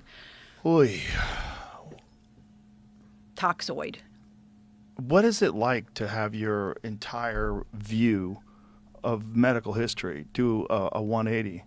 Like, what is it like to be a practicing doctor and someone who never would have imagined this until you faced these It's forces kind of trying exciting, to get actually, you to because during my medical residency, like towards the end of it, I just thought one day, I'm not a healer. I don't know how to heal anything. I'm just prolonging people's lives, treating their diseases with drugs. Like I'm a glorified pharmaceutical technician. I realized that one day. And I was like, I'm not a surgeon. I can't do surgery. So I write prescriptions. I do diagnoses and I write prescriptions. So I decided to go into a field where people really needed prescriptions. Like if you don't have kidney function, you're on dialysis. Like that's one of the glories of medicine. Like you can prolong people's lives. I really enjoyed that. But then after I left completely and started studying real physiology beyond what I learned in medicine. Look, I'm learning a lot of the stuff you're learning too, the nootropics and all that stuff that you talk about. Well, I'm learning about that I love it, actually. It's exciting. I've been liberated from a prison, essentially, from a stupid prison where my brain was locked down and I was told what to do and how to do it, and then watching the results. It would be one thing if the results were good, okay? But the results aren't good. Like we treat symptoms. We treat hypertension. Hypertension is a symptom. It's not a disease. Hypertension can come from lots of different things.